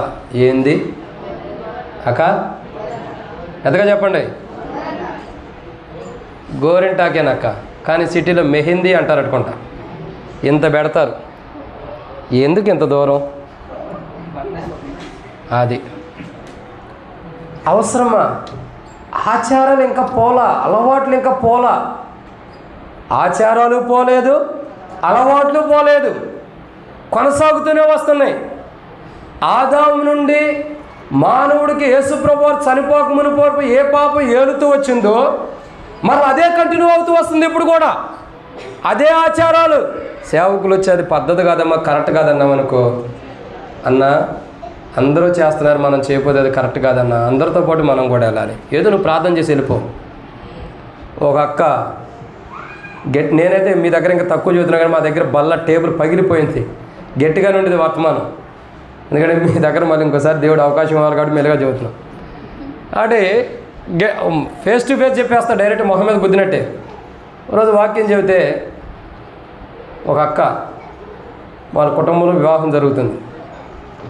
పెళ్ళికి రమ్మని ఆహ్వానం ఇచ్చింది. పోయాము అందరం. పెళ్ళికి పోయిన తర్వాత వచ్చి ప్రైజ్లాడి చెప్పట్లా. ఎట్ట చెబుతుందా? ప్రైజ్లాడయ్యా అంటుంది. ఎట్ట అంటుంది? ప్రైజ్లాడయ్యా అంటుంది. ఏంది ఎట్ట ప్రైజ్లాడి చెబుతుంది? ఎప్పుడుండా సేవకుడు అంటే ఎట్ట ప్రైజ్లాడి చెబుతారు కదా అని. సర్లే ఏం బిజీలో ఉందో, ఏ కూరలో ఏం చేతి కంట ఉండేయాలి అవన్నీ మనం చూపిండింది దేనికిలని ప్రైజ్లాడి ఎట్ట చెబుతుందేమో అనుకున్నా. ఇంకొక అక్క ఉండేది కదా ఖాళీకి ఎందుకు కూర్చునేది. అయ్యా ఆమె చెయ్యి ఎందుకు వెనక పెట్టింది తెలుసా అంది. నాకేం తెలుసా అక్క? ఎవడు గుడ్డోడు? సేవకుడే కదా, మాకేం తెలుసా అసలు ఆ సంగతులు ఏమైందో? ఓసారి వెనకరా మెల్లగా నేను చూపిస్తానంది. తీరా చూపిస్తే ఉంది చేతి నిండా పసుపు ఉంది. ఈ పసుపు పెట్టుకుని వందనాలు చదివితే ఏకా పసుపు రాసుకున్నావు అంటానని చెయ్యి వెనక్కి వెళ్ళింది. ప్రైజ్లాడి ముందరకు వచ్చింది. ఆచారాలు పోటల్లా, అలవాట్లు పోటల్లా. ఇంకెందుకు క్రైస్తవ జీవితం? ఇంకెందుకు విశ్వాస జీవితం? యేసుప్రభు శిలువలో ప్రాణం పెట్టడం ఇంకెందుకు? ఇవన్నీ మార్చడానికేగా, ఈ జీవితం తొలగించడానికేగా, ఈ జీవితం వద్దనేగా, ఒక నూతనమైన జీవితం, నూతన స్వభావం మనకి ఇవ్వడానికే కానీ కలువరి శిలువలో చనిపోయింది. కానీ మనం చనిపోలే. ఇంకా మనం చనిపోలే. ఆయన చనిపోయాడు. చనిపోయిన అనుభవంలో మనం వస్తున్నాం కానీ మనం ఇంకా చనిపోలా. ఎప్పుడైతే చనిపోయామని తెలిసిద్దండి. ఎప్పుడు తెలుసా? ఆచారాలు అలవాట్లు ఎప్పుడు మానేస్తాం అప్పుడు తెలిసింది మనం చనిపోయామని. చెప్తాం కదా, బాప్తిసం తీసుకున్న వాళ్ళు చేతులు ఎత్తండి అంటే చేతులు ఎత్తండి. బాప్తిసం తీసుకున్నవాళ్ళు అన్న బల్ల ఇరుస్తారా మందిరంలో? అంటే సేవకుడు ఒకడే బల్ల తినేది, ఎవరు తినరా? అయ్యో, అంటే అహో బల్ల తీసుకునేవాళ్ళు అంటేనే బాప్తిసం కలిగిన వాళ్ళు అని అర్థం. అంతే కదా? బల్ల తీసుకున్నవాడే బాప్తిసం తీసుకున్నట్టు. ఎంత గొప్ప అనుభవం. అసలు బాప్తిసం అంటే ఏంటి? బాప్తిసం అంటే ఏంటి? బాప్తిసం అంటే ఏంటి చెప్పాలి. మారు మనసు పొంది తీసుకోవాలి. బాప్తిసం అంటే ఏంటి? మీరు ఒకటి చెప్పండి. మూడోది నేను చెప్పేస్తాను, ఇంక టైం అయిపోయింది. చెప్పండి అక్క. క్రీస్తును అనుసరించడం. నేను చెప్తా చూడండి. బాప్తిస్మం అంటే నేను చెప్తున్నాను, నేను క్రీస్తుతో కూడా చనిపోయి క్రీస్తుతో కూడా లేపబడ్డాను అన్నదే బాప్తిసం. బాప్తిస్మం అంటే ఏంటి? నేను క్రీస్తుతో కూడా చనిపోయి క్రీస్తుతో లేపబడ్డా, అది బాప్తిస్మం అంటే. ఏదా బాప్తిస్మం ఈరోజు? ఒకళ్ళ సాక్ష్యం కోసం, ఒకళ్ళేమో ఏంటన్నా మారుమోస్ కోసం, ఇంకోళ్ళేమో ఓకే నేను కాదని అంటలా. అసలు బాప్తిస్మం యొక్క అనుభవం మొదటిది ఏంటి తెలుసా? మనం క్రీస్తుతో కూడా చనిపోయాం. పౌలు అంటాడు, ఇక జీవించేవాడు నేను కాదు, నేను క్రీస్తుతో కూడా సిలువ వేయబడ్డా, క్రీస్తుతో కూడా చనిపోయిండా. పౌలు అంటాడు, నేను లోకము నాకును సిలువ వేయబడ్డా, ఇక జీవించేవాడు నేను కాదు, నా ఎందుకు క్రీస్తే అంటే సిలువ వేయబడాలి. చనిపోయిన అనుభవం ఉండవాడే బాప్తిస్మానికి సంబంధించిన వ్యక్తి. బాప్తిస్మం అంటే క్రీస్తుతో కూడా నేను కూడా చనిపోయానని అర్థం, క్రీస్తుతో కూడా లేపబడ్డానని అర్థం. అసలు బాప్తిస్మం అర్థం తెలియకోకుండా బాప్తిస్మం తీసుకున్నారా? ఎంత మంచివాళ్ళు. అంటే ఏంటి మన జీవితం? చనిపోయిన అనుభవం ఏది? చనిపోయిన అనుభవం ఈ ఆచారాలు అలవాట్లు ఉండవు, ఈ పద్ధతులు ఉండవు, ఈ పసుపు రాయటాలు, ఈ యొక్క ఏమింటుంది అది మొదటి పత్రిక దేవుని మందిరంలో పెట్టాలి, లేదా మొదటి పత్రిక పెళ్ళోళ్ళకి ఇవ్వాలి, మొదటి పత్రిక ఇంకో సత్యం దగ్గర పెట్టాలి, లేదా మొదటి ముద్ద తీసి ఇంకో చోట పెట్టాలి. ఇవన్నీ ఉంటాయి, ఇవన్నీ ఆచారాలు అలవాట్లు. ఎంతకాలమని ఇలా జీవిస్తూ ఉంటారు? ఇంకా ఎంతకాలమని? యేసు ప్రభు 2020 సంవత్సరాల క్రితం ఎందుకు వచ్చాడు? మన జీవితాలు మార్చడానికి. పాళెం వెలుపట, దేవుని సన్నిధికి వెలుపట మన జీవితాలు మార్చి దేవుని సన్నిధికి తీసుకొచ్చి ఒక నూతన జీవితం ఇవ్వడం కొరకు ఆయన కలువరిలో ప్రాణం పెట్టాడు. బాప్తిసం తీసుకున్నారు అన్నారు కదా, బాప్తిసం కాదు, రొట్టెలో పాల్గొనేవాడు. అట్టంటే బాప్తిసం అర్థమవుతుంది. వాళ్ళందరూ కూడా క్రీస్తుతో కూడా చనిపోయినట్టే కదా. మరి ఎందుకు మరలా బ్రతుకుండాం? మరి క్రీస్తుతో చనిపోయిన మనం లోక విషయంలో ఎందుకు బ్రతుకుండాం? అవన్నీ చంపేయటానికే ఆయన సిలువకి ఎక్కింది, ఆయన ప్రాణం పెట్టింది. దానికి ఒక లెక్క ఉందిలేండి. ఎవడైనా కష్టపడి రూపాయి సంపాదిస్తే దాని విలువ వాడికి తెలిసింది, ఊరకనేస్తే తెలిసిద్దా? ఆయన దేవుడు కాబట్టి, మనం అంటే పిచ్చి కాబట్టి, ప్రేమ కలిగిన వాడు కాబట్టి మనం చేయలేం కాబట్టి ఆయన పిచ్చి ప్రేమతో మన కొరకు కలువరిశిలో ప్రాణం పెట్టాడు, ఉచితంగా రక్షణ ఇచ్చాడు. అందుకే ఆ రక్షణ అంటే మనకు వాల్యూ లేకుండా పోయింది. నిజంగా చెప్పాలంటే దేవుడు పిచ్చోడు అని చెప్పాలి. ఎందుకు పిచ్చోడు అంటే? వేరే పిచ్చోడు కాదండి, మనమంటే పిచ్చి కలిగిన వాడు. పిచ్చి ప్రేమ మనం అంటే.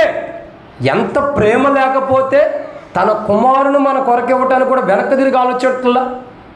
ఎంత ప్రేమ లేకపోతే తన కుమారుని కూడా మనకి ఇవ్వడానికి వెనక్కి తిరిగి ఆలోచిస్తలేదు. ఎంత గొప్ప ప్రేమ ఎక్కడి నుండి వచ్చింది?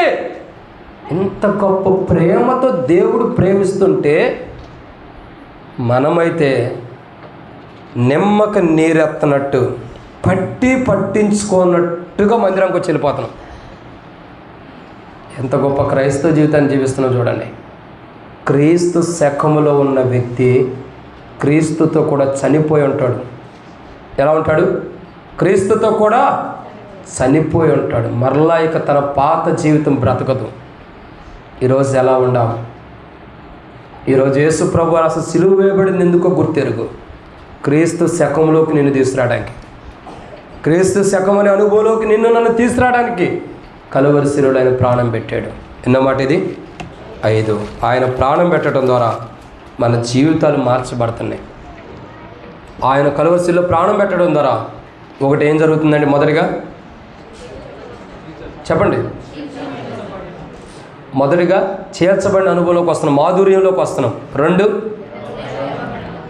తెరవబడతాం, అంటే మన హృదయంలో ఉన్న మోసం పోయి శ్రేష్టకరమైనది వస్తుంది. 3 ప్రార్థనా జీవితం వస్తుంది. 4 బండ బద్దలైన అంటే మంచి ప్రవర్తన వస్తుంది.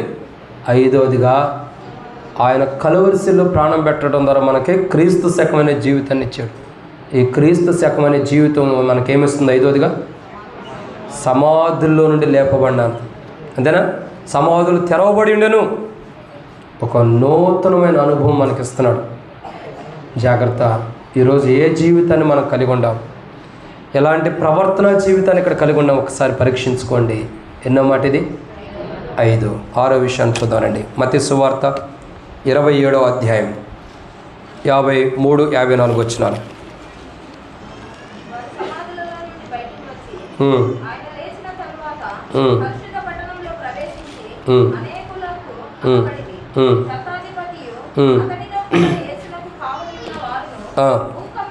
జరిగిన కార్యములన్నిటినీ చూసి ఉమ్. మిక్కిలి భయపడి ఉమ్. నిజముగా ఈయన దేవుని కుమారుడని చెప్పుకొనిరి. చాలక్క. కాబట్టి 6వ మాటను మనం చూద్దాం. ఏంటి 6వ మాట ఏంటంటే పరిశుద్ధులు. ఆయన లేచిన తర్వాత పరిశుద్ధ పట్టణంలో ప్రవేశించి అనేకులు అగుపడిరి. ఇక్కడ ఎలా అగుపడుతున్నారు వాళ్ళు? ఎవరు లేపబడ్డారు చెప్పండి? ఇప్పుడు యేసు ప్రభు వారు చనిపోగానే పునరుద్ధానం ఆరంభించబడింది, కానీ ఎమ్మటే కనబడలా ఎవరికి. యేసు ప్రభు వారు అగుపడిన తర్వాతే మిగతా సమాధుల్లో నుంచి లేచిన వారు కనబడ్డారు. ఎవరు లేచారు సమాధుల్లో నుండి? పరిశుద్ధులు. ఏమయ్యారు? సమాధిలో నుండి లేచి బయటకు వచ్చారు, పరిశుద్ధులుగా ఉంటూ వచ్చారు, కాబట్టి లేపబడ్డారు. ఇప్పుడు విషయం ఏంటంటే ప్రియులారా, వాళ్ళు అగుపడిన విధానం ఎలా ఉందో తెలుసా? పరిశుద్ధులుగా అగుపడ్డారు. ఈరోజు మందిరానికి వచ్చిన నా జీవితాల్లో మనం ఎలా ఉండాం? అసలు మనం ఎలా కనబడాలి? మనం ఎలా కనబడాలి మీరు చెప్పండి. సరే, దేవుడు ఎలాంటి వాడు? పరిశుద్ధుడు. దేవుని చూడాలంటే ఏముండాలా? ఇన్ని తెలిసిన వారు మనం ఎలా ఉండాలో కూడా తెలిసేది కదా. ఎలా ఉండాలి? ఇప్పుడు ఎలా ఉండాం? నౌ ప్రజెంట్ ఇప్పుడు ఎలా ఉండాం? ఈ క్షణం మనం ఎలా ఉండాం? ప్రభు అంటాడు, నేను పరిశుద్ధుని కనుక మీరు పరిశుద్ధులై ఉండుడి అన్నాడు. ఆయన మనకు పరిశుద్ధమైన జీవితాన్ని ఇవ్వటానికే కలువరిశిల్లో ప్రాణం పెట్టింది. ఆయన కలువరిశిల్లో ప్రాణం పెట్టి చనిపోయి తిరిగి లేచడం ద్వారా ఒక గొప్ప పరిశుద్ధమైన జీవితాన్ని మనకు అనుగ్రహిస్తున్నాడు.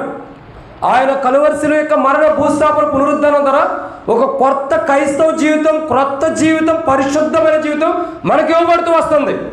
పొందేమా లేదా? ఇప్పుడు ఎలా ఉంటాం? యేసు ప్రభు వారు చనిపోయిందే పరిశుద్ధమైన జీవితం ఇవ్వటానికి.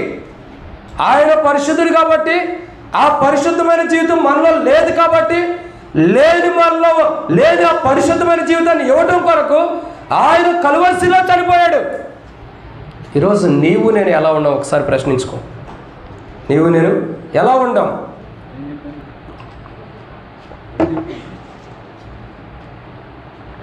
ఏ జీవితాన్ని కలిగి ఉంటాం?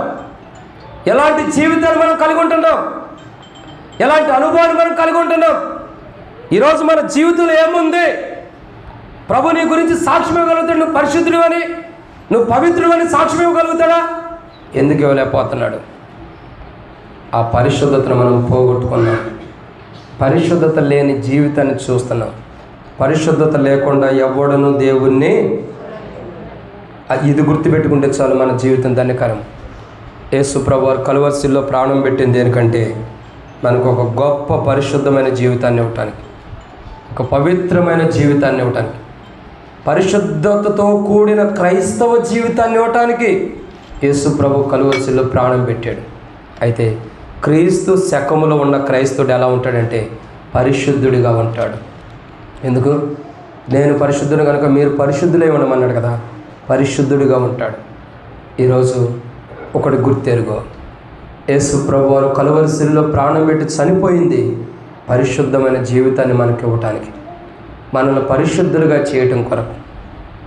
ప్రతి సంవత్సరం వినే 7 మాటలు వినటానికి ఈరోజు నువ్వు రాలేడకే క్రొత్త విధానాలు వినటానికి వచ్చావు. క్రొత్తగా మారి ఈరోజు గుర్తెరుగు, ఆయన కలువరిశిల్లో ప్రాణం పెట్టిందే నిన్ను పరిశుద్ధులుగా చేయటానికి. నీకు లేని, నాకు లేని పరిశుద్ధత మనకి ఇవ్వటానికి ఆయన కలువరిశిల్లో ప్రాణం పెట్టాడు. ఆ పరిశుద్ధతను పోగొట్టుకోవద్దు. పరిశుద్ధత ఉంటేనే నువ్వు దేవుని చూడగలుగుతావు. పరిశుద్ధత లేకపోతే చూడండి, మోషేకు పొదలో ప్రత్యక్షమయ్యాడు. ఏమన్నాడు? మోషేతో మాట్లాడిన మొదటి మాట ఏంటి? దేవుడు, మోషే మోషే ముందరకు రావద్దు, నీ చెప్పులు వారిని విడువు, ఇది నువ్వు నిలుచున్న స్థలము పరిశుద్ధ స్థలం. ఇదే మాట మరొకరితో మాట్లాడాడు. ఎవరితో? సేమ్ యాజ్ ఇట్ ఈజ్ మాట. ఎవరితో? రికమెండేషన్లు ఎన్ని మరి చెప్పొద్దు. ఎవరితో? మోషే తర్వాత నాయకుడు ఎవరు? ఆయనతోనే మాట్లాడాడు. యెహోషువతో, నీ పాదరక్షకులు విడువుము. ఏమన్నాడు? నీ పాదరక్షకులు విడువుము. ప్రియులారా, పరిశుద్ధత వారితో ఎందుకు మాట్లాడాడంటే వారు దేవుని చూడాలి.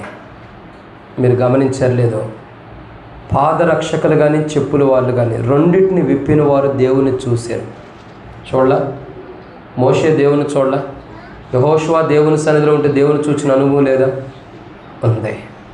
మోషే దేవుని చూచిన అనుభవంలోకి వచ్చినప్పుడు మోషే ముఖం ప్రకాశిస్తూ ఉంది. రేపో మాపో చచ్చిపోయటానికి సిద్ధంగా ఉండ రోగం వచ్చిన కోడి వలె పెట్టలేదు. రోగం వచ్చిన కోడిలాగా లేదు, ప్రకాశిస్తున్న ముఖం. పరిశుద్ధత కలిగిన వారు అలా ఉంటారు, ప్రకాశిస్తూ ఉంటారు. మన ముఖానికి బ్యూటీ పార్లర్ అవసరంలా, మన ముఖానికి ఫెయిర్ అండ్ లవ్లీలు, హ్యాండ్సమ్ క్రీములు, పౌడర్లు అవసరంలా. ప్రకాశించే తేజస్సు నువ్వు పరిశుద్ధత కలిగి ఉంటే చాలు.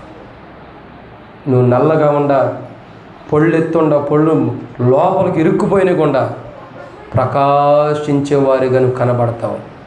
ఎప్పుడు? పరిశుద్ధత. నేను నిజంగా ఒక మాట అడుగుతా, టైం అయిపోయింది, ముగిచ్చేస్తున్నా. అన్న చెప్పాడు ఒక 5 నిమిషాలు అటు ఇటు ముగించమని, ముగిచ్చేస్తున్నా. 7వ మాట చదువుకుని ముగిద్దాం. ఒక మాట, ఈరోజు ఎంతమంది దేవుని మందిరానికి వచ్చేటప్పుడు పౌడర్ రాసుకుని వచ్చారు? చేతులు అతను పౌడర్. యథార్థంగా ఒప్పుకోండి, ఎందుకు మళ్ళీ దేవుడు చూస్తున్నాడు మనల్ని అందరినీ. పౌడర్ రాసుకుని వచ్చినాడు ముఖానికి, కాళ్ళకి చేతులు కాదు. చేతులు ఎత్తన్నాక ఎత్తుదేమో వద్దన్నట్టుగా, ఏంది బల్ల కోసం సిద్ధపడినట్టుగా మెల్లిగా చూపిస్తారు. మందిరానికి వచ్చేటప్పుడు ముఖానికి పౌడర్ రాసుకుని వచ్చినాడు చేతులు ఎత్తండి.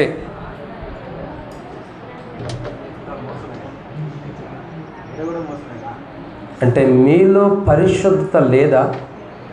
ఉందా లేదా? మీరే చెప్పండి. ఉందా లేదా? మీరే చెప్పాలి. ఉందా లేదా పరిశుద్ధత?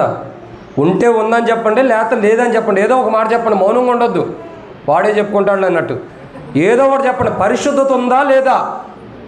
మరి పరిశుద్ధత ఉన్నప్పుడు నీకు దానితో పని ఏంటి? పరిశుద్ధత ఉన్నప్పుడు నీకు పౌడర్తో పని ఏంటి? మోషే పరిశుద్ధత కలిగి ఉన్నాడు కాబట్టి మోషే ముఖం ఎలా ఉంది? ప్రకాశిస్తూ ఉంది. ఆ ముఖాలు మనకు ఉండవుగా. మనం పక్క నుండి చూస్తే ముఖం మాడిపోయిన ముఖాలు ఉంటాయి, ఎండిపోయిన ముఖాలు ఉంటాయి.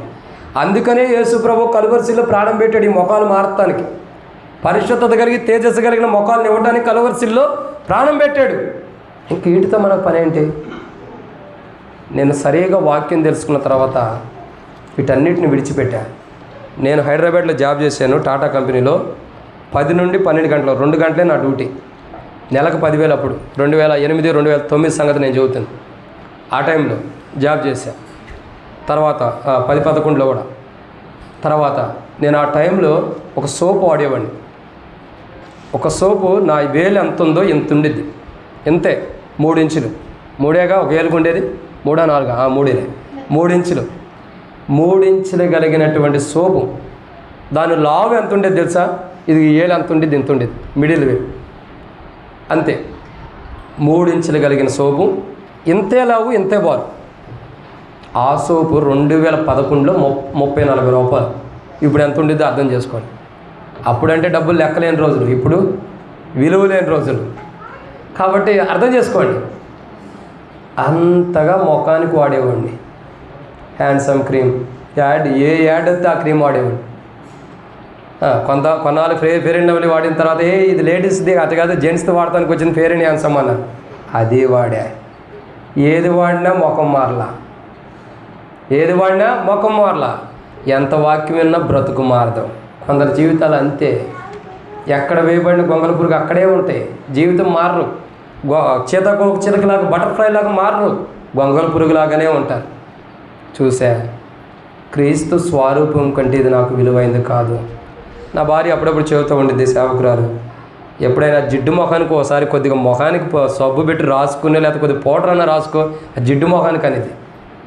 అమ్మా, నేను చచ్చిపోయేంత వరకు ఏ రూపాన్ని ఇచ్చాడో ఆ రూపంతోనే పోవాలి. యెహోవా ఇచ్చాను, సేవకులు అందంగా ఉండాలని రూల్ ఏమైనా ఉందా? మేము ఎట్టుండా ఓకే, వాక్యం మీకు కావాలి అంతే కదా. ఆ వాక్యం ఉంటే చాలు.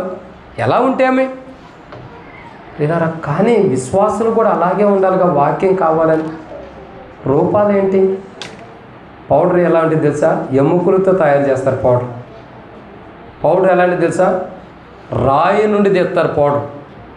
ఎముకల నుండి, పంది ఎముకల నుండి తీస్తారు పౌడర్. ఇంకా గట్టిగా చెప్పాలంటే పంది ఎముకల నుండి తీస్తారు పౌడర్. అర్థమవుతుందండి? అది రాసుకునే ఇట్ట అద్దం ముందర అరగంట నుంచుంటాం, రాసింది కొద్దిగా. పంది ఎముకలు రాసుకుని అరగంట దాని ముంగట నుంచున్నాం.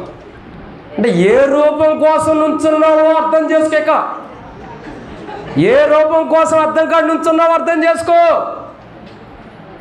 నేను నోటు తనకూడదు, రేపు రావాలికి ఇంకోసారి ఎప్పుడైనా నేను నోటు తనకూడదు, మీరు అర్థం చేసుకోండి. వద్దు, అది వేషధారణ. క్రీస్తు పూర్వం జీవితం అది క్రీస్తులో తొలగించబడింది కదా. దాని కొరకే యేసుప్రభు సిలువలో మన కొరకే చనిపోయాడు కదా. క్రీస్తు పూర్వం జీవితం వద్దు, క్రీస్తు శకం పరిశుద్ధత. ఆ జీవితం నీ ముఖానికి, నా ముఖానికి ఏ పౌడర్లు, క్రీములు అవసరంలా. ప్రభువే మనలో ప్రకాశిస్తే. మోషే ఏ క్రీమ్ రాసుకున్నాడని ఇశ్రాయేల్ ప్రజలు మోషే ముఖం చూడలేకపోతే వచ్చారు. మోషే ముఖం మీద ముసుగు వేసుకోవడానికి కారణం ఏ క్రీమ్ రాసుకున్నాడు? ఏ క్రీములు లేవు, ప్రభువే ప్రకాశించాడు. అది నిజమైన తేజస్సు. ఈరోజు క్రైస్తవులు అది లేదు, ఆ జీవితం లేదు, ఆ అనుభవాలు లేదు. మందిరానికి రావడానికి పాటల పుస్తకం మర్చిపోతామేమో, మందిరానికి రావడానికి రాసుకునే బుక్ మర్చిపోతామేమో, కానీ పౌడర్ ముటికి మర్చిపోం, సెల్ ఫోన్ ముటికి మర్చిపోం. ఈ రెండుంటే చాలు.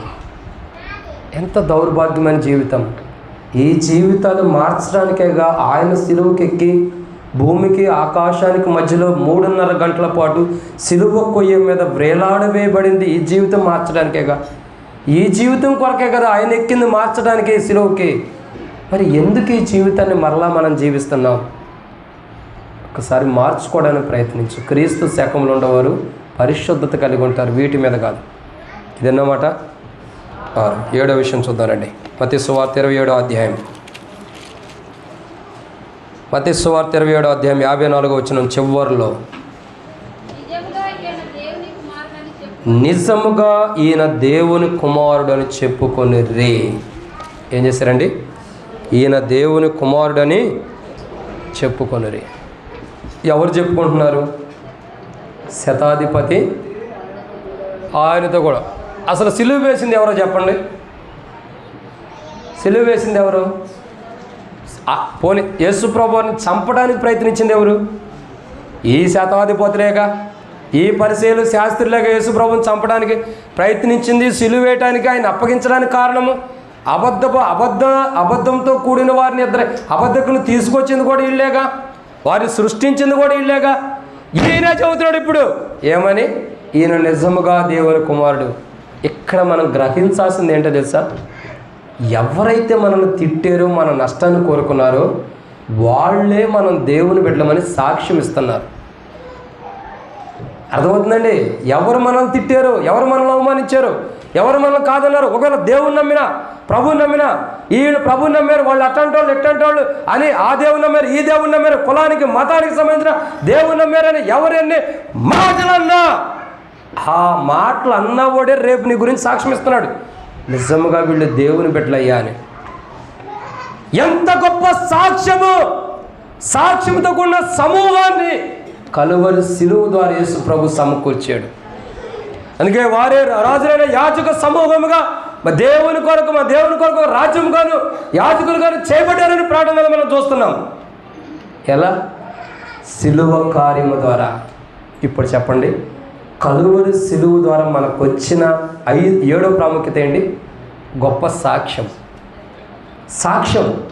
ఎవడు నిన్ను తిడతాడో వాడే నీ గురించి సాక్ష్యం ఇస్తున్నాడు. ఇప్పుడు యేసుప్రభు మీద నిందేసి యేసుప్రభుని చంపడానికి, యేసుప్రభుని కలువరి సిలువకి అప్పగించి గాయాలు పాలు చేసి అవమానించి దేహం దున్ని రక్తం చిందించడానికి, ఆయన రక్తం బయటికి రావడానికి, చివరి రక్త బొట్టు కూడా రావడానికి, బల్లెం పోటు పోవడానికి కారకులైన వారే ఇతడు నిజముగా దేవుని కుమారుడు అంటున్నారు.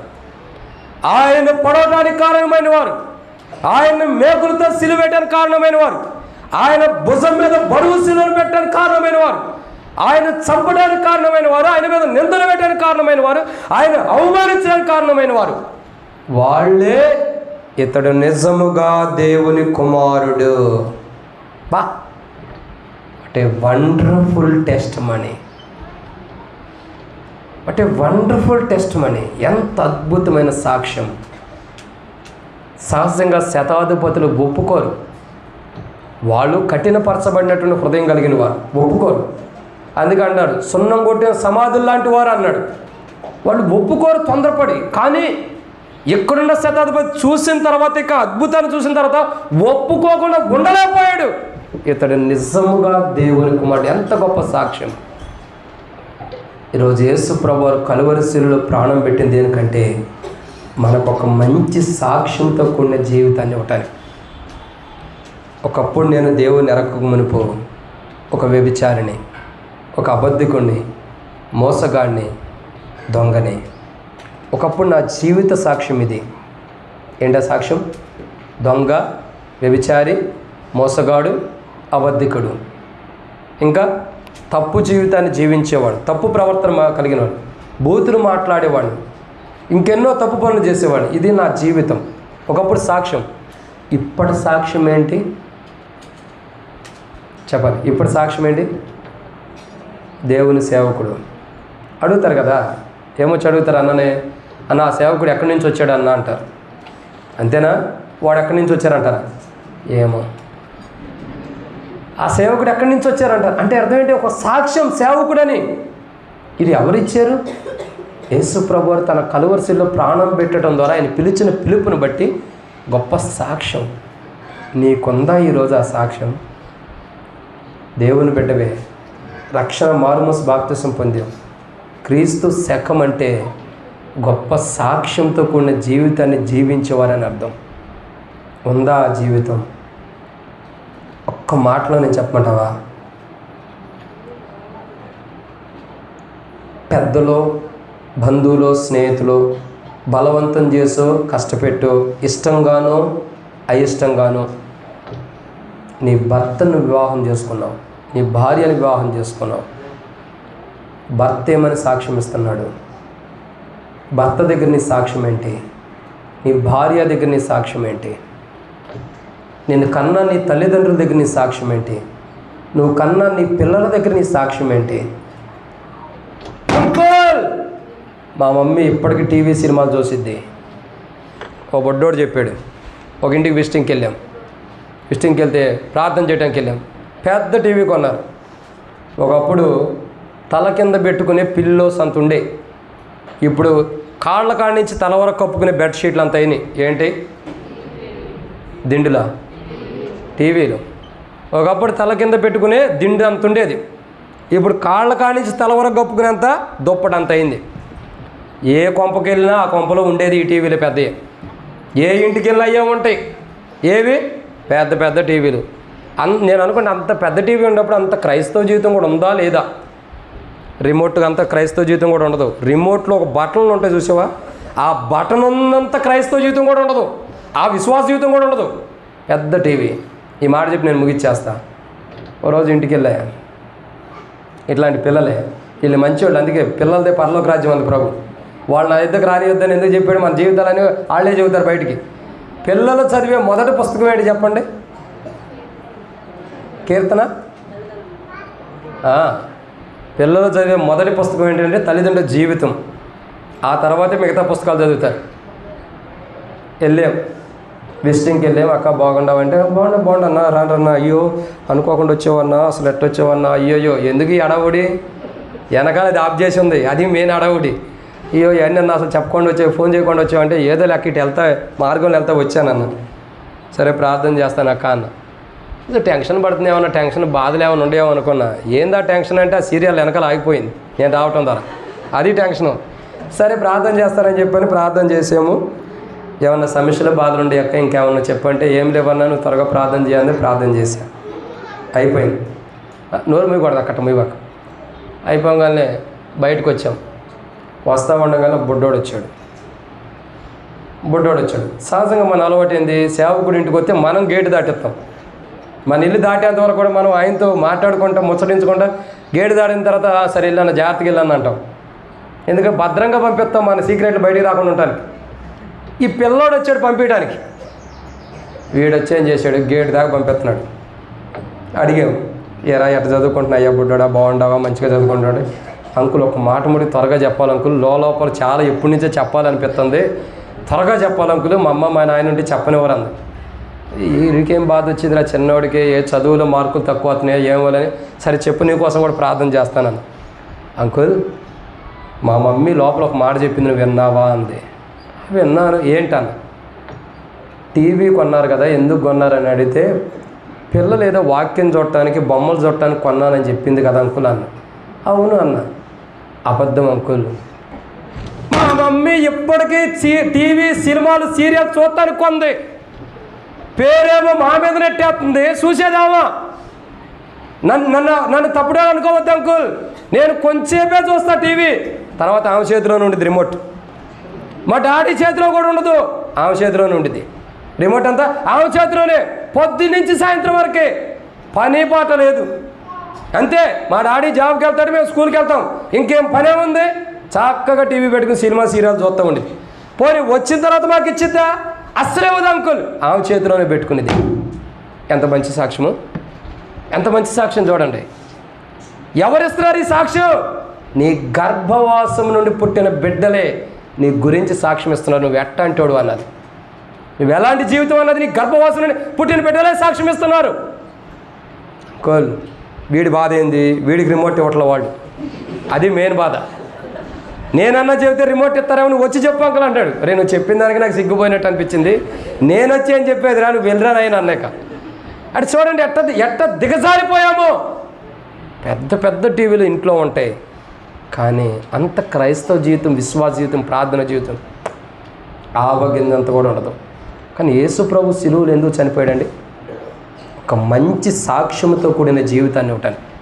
మన పిల్లల దగ్గరే మనకు సాక్ష్యం లేనప్పుడు సంఘంలో ఏముంటుంది? సంఘానికి వెలుపట బయట ప్రజల్లో ఏం సాక్ష్యం ఉంటుంది నీకు నాకు? ఒక మంచి సాక్ష్యంతో కూడిన జీవితాన్ని ఇవ్వడానికి ఆయన కలువరిశిల్లో ప్రాణం పెట్టాడు. ఒక మంచి సాక్ష్యంతో కూడిన క్రైస్తవ జీవితాన్ని మనకిచ్చి క్రీస్తు శకంలోకి తీసుకురావడానికి మన కొరకు ఆయన కలువరిశిల్లో ప్రాణం పెట్టాడు. ఎంతకాలమని ఈ బ్రతుకు? తిమోతికి చెబుతాడు, అర్థం లేని బ్రతుకు వ్యర్థం, అర్థం లేని బ్రతుకు వ్యర్థం. జాగ్రత్త, ఎందుకు ఈ జీవితం, ఎంతకాలమని మార్చుకో. శుభ శుక్రవారం, మంచి శుక్రవారం, ఈరోజు దేవుడు నీకు ఒక అవకాశం ఇస్తాడు జీవితం మార్చుకోవడానికి. ప్రవర్తన మార్చుకో. సెల్ ఫోన్లో నిమగ్నం అయిపోతున్నావా? దాని నుండి విడుదల కలిగించడానికి యేసు ప్రభు సిద్ధంగా ఉంటాడు. లోకంలో పాపంలో లోక స్నేహం, ఈ లోక స్నేహం దేవునితో వైరం అని తెలిసి కూడా లోకంతో స్నేహం చేస్తున్నావా? బయటికి రా, బయటికి రా. చాలామంది అనుకుంటారు వాక్యం చెబితే నీ గురించే రే అమ్మ, నీ గురించే చెబుతున్నాడు అంటారు. మన గురించి కూడా చెప్పాడు, అవి దాచిపెట్టుకుంటాం. అందరికీ సంబంధించింది. క్రీస్తు శకంలో ఉన్న వ్యక్తి ఎలా ఉంటాడు? 7 అంతల అనుభవం. మొదటిగా చేర్చబడిన అనుభవం ఉంటాడు. 2 లేపబడిన అనుభవం, హృదయము తెరవబడిన అనుభవం ఉంటాడు. 3 ప్రార్థన, భూమి వణికించిన ప్రార్థన జీవితం ఉండేది. 4 బండల బద్దలాయను, మంచి ప్రవర్తన జీవితం ఉండేది. 5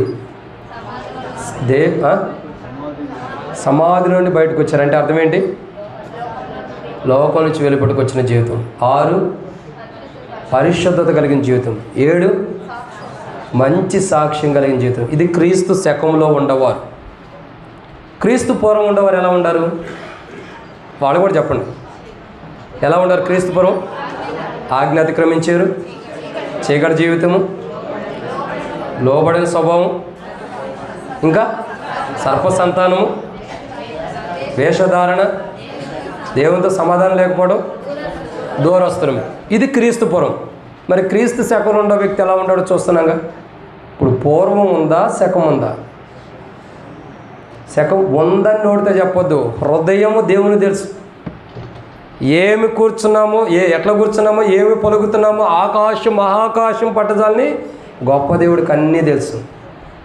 మనం క్రీస్తు పూర్వంలో ఉన్నామా, క్రీస్తు శకంలో ఉన్నామా, లేదా 2 పడవల మీద కాలేసి ఉన్నామా? సరి చేసుకుందాం. ప్రార్థన.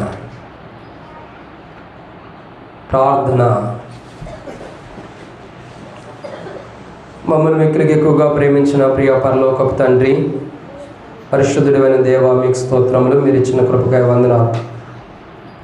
మీరు మా కొరకై కలవరిశిలో ప్రాణం పెట్టి చనిపోయి తిరిగి లేచారు.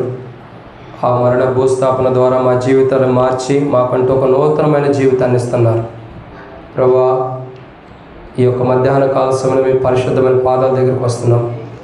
మా కొరకై మీరు కలవరిశిలలో ప్రాణం పెట్టి చనిపోయి తిరిగి లేపబడ్డారు. ఆ కలవరిశిల యొక్క మరణ భూస్థాపన పునరుద్ధానం ద్వారా క్రీస్తు పూర్వంలో ఉన్న మా జీవితం క్రీస్తు శకంలోకి వచ్చింది. అయితే ఇప్పుడు ఇంకా మేము క్రీస్తు పూర్వంలోనే ఉంటాం. ఇంకా యొక్క జీవితంలో కొనసాగుతూ వస్తున్నాం. యేసు ప్రభువా, మా జీవితాన్ని క్షమించండి. లోకంలో, పాపంలో, టీవీ, సినిమాల్లో, సీరియల్స్లో, ఫోన్లో, అపవిత్రమైన వాటిలో, ఆయా రకాల విధానాల వాటిలో, వ్యర్థమైన చాటింగుల్లో, దేవుని వాక్యం చదవాల్సిన మేము, దేవునితో సావాసం ఉండాల్సిన మేము, దేవునితో అనుసంధానం కలిసి ఉండాల్సిన మేము ఫోన్లో, లోకంతో, పాపంతో బంధత్వం కలిగి ఉంటాం. దేవా, క్షమించండి. ఈరోజు మా పాపాలు క్షమించడానికి మీరు కలువరిశిలోకి ఎక్కారు. మా కొరకై ప్రాణం పెట్టి చనిపోయి తిరిగి లేచడం ద్వారా ఈ వ్యర్థమైన సమయాన్ని వ్యర్థపరుచుకునే మా జీవితం, వ్యర్థమైనటువంటి జీవితాన్ని మార్చి ఒక మంచి జీవితాన్ని ఇవ్వటానికి కలువరిశిలో మీరు ప్రాణం పెట్టారు. యేసు ప్రభువా, మీకు నేనంటే పిచ్చి, మేమంటే ప్రాణం. మీకు ఎంత మమ్మల్ని పిచ్చిగా ప్రేమించారంటే మీ కుమారుని నా కొరకు ఇవ్వటానికి కూడా వెనక్కి తిరిగి ఆలోచించాల. అంతటి గొప్ప ప్రేమ. క్రీస్తు పూర్వంలో ఉన్న నేను క్రీస్తు శకంలోకి రావటం కొరకు మీ కుమారుడు కలువరిశిలో ప్రాణం పెట్టాడు. ఆయన ప్రాణం పెట్టి చనిపోయి తిరిగి లేచడం ద్వారా క్రీస్తు శకం అనే క్రైస్తవ జీవితం వచ్చింది. ఆ 7 క్రైస్తవ జీవితం అనుభవం, ఆ జీవితంతో కూడిన జీవితాలు కూడా ఇవ్వబడుతున్నాయి. ప్రభా, ఇప్పుడు నేనైతే వేషధారిగా ఉండా, అపవిత్రమైన వాడుగుండా, అయోగ్యమైన వాడుగుండా, పాపపు జీవితం నాలో ఉంది, మోసం ఉంది, సెల్ ఫోన్లో ఎక్కువ సమయాన్ని కేటాయించి నీ సన్నిధిలో నీతో గడపాల్సిన సమయాన్ని పోగొట్టుకుంటున్నా. నా పాపాలు క్షమించండి. నేటి నుండి నా పాపాలు క్షమించి ప్రభా, నీ బిడ్డగా చేసుకుని ఈ రోజు నుండి నన్ను క్రీస్తు యొక్క శకంలోకి నన్ను ఆహ్వానించు ప్రభా. నేను క్రీస్తు శకంలోకి రావాలని ఇష్టపడుతున్నా. ఆ జీవితాన్ని మార్చి నాకంటూ ఒక కొత్త జీవితాన్ని ఇమ్మని. దేవా, పాపాలు ఉన్నాయి, అబద్ధాలు ఉన్నాయి, మోసం ఉంది, దొంగతనం ఉంది, వ్యభిచారం ఉంది, మానుకోలేని జీవితం అంటూ ఒకటి లేదు, చాలా ఉండేవి. దేవుని మందిరంలో ప్రవర్తన కూడా సరిగా లేదు. దేవుని మందిరం అంటే కూడా వ్యర్థమైన వాటి వైపు నా మనసు మళ్ళుతుంది. ఈ ప్రవర్తన, ఈ జీవితం అంతా మార్చి నాకంటూ ఒక కొత్త జీవితాన్ని క్రీస్తులో అనుగ్రహించండి. అది నాకు ఇవ్వటం కొరక యేసు ప్రభువారు కలువరిశిలో ప్రాణం పెట్టి చనిపోయి తిరిగి లేచాడు. ఆ కొత్త జీవితాన్ని క్రీస్తులో నాకు అనుగ్రహించమని, దేవా, ఒక నూతనమైన జీవితాన్ని నాకు ఇమ్మని యేసు ప్రభు నామమున ప్రార్థిస్తున్నాం తండ్రి. అట్లా మౌనం ఉందాం. కళ్ళు తెరవద్దు, ఎవరు కూడా కళ్ళు మూసుకొని ఉందాం. ఇంకా హృదయంలోకి యేసు ప్రభుని ఆహ్వానించకపోతే, యేసు ప్రభు నీ హృదయంలోకి ఇంకా రాకపోతే, ఈరోజు ఇంకా నీవు క్రీస్తు పూర్వం జీవితంలో నువ్వు జీవిస్తుంటే క్రీస్తు శకంలోకి రావడం ప్రభు ఒక అవకాశం ఇస్తున్నాడు. ఆ అవకాశం నీకు నాకు ఇవ్వటం కొరకే కలువరిశిలో ఆయన ప్రాణం పెట్టి చనిపోయి తిరిగి లేచాడు. ఆయన కలువరిశిలో చనిపోయిందే క్రీస్తు పూర్వం జీవితమైన మన జీవితాన్ని మార్చి క్రీస్తు శకంలోకి తీసుకురావడానికి. ఇక్కడ కూర్చున్న నీవు చెడు స్నేహం, చెడు అలవాట్లు, చెడు వాటిలో బానిసత్వంలో కూలిపోయి ఉన్నావు. అది నీకు తెలుసు, ప్రభువుకు తెలుసు. అది ఒప్పుకుంటే క్షమించడానికి ప్రభు సిద్ధంగా ఉన్నాడు. ఈరోజు యేసు ప్రభు, నేను పాపిని, నన్ను క్షమించి నా జీవితాన్ని మార్చి క్రీస్తు పూర్వం లాంటి నా జీవితాన్ని మీ కలువరిశిల యొక్క రక్తం ద్వారా నన్ను కడిగి పవిత్రపరిచి నా కొరకే కలువరిశిలో మీరు చనిపోయి సమాధి చేయబడింది నా జీవితం మార్చడం కొరకు నా జీవితాన్ని మార్చి కొత్త జీవితాన్ని క్రీస్తు శకముతో కూడిన జీవితం నాకు ఈ ప్రభు అని ఎవరైనా అడిగితే మీ కుడి హస్తం మీ తలగా ప్రయత్నించండి. మీకోసం ప్రార్థన చేస్తాను.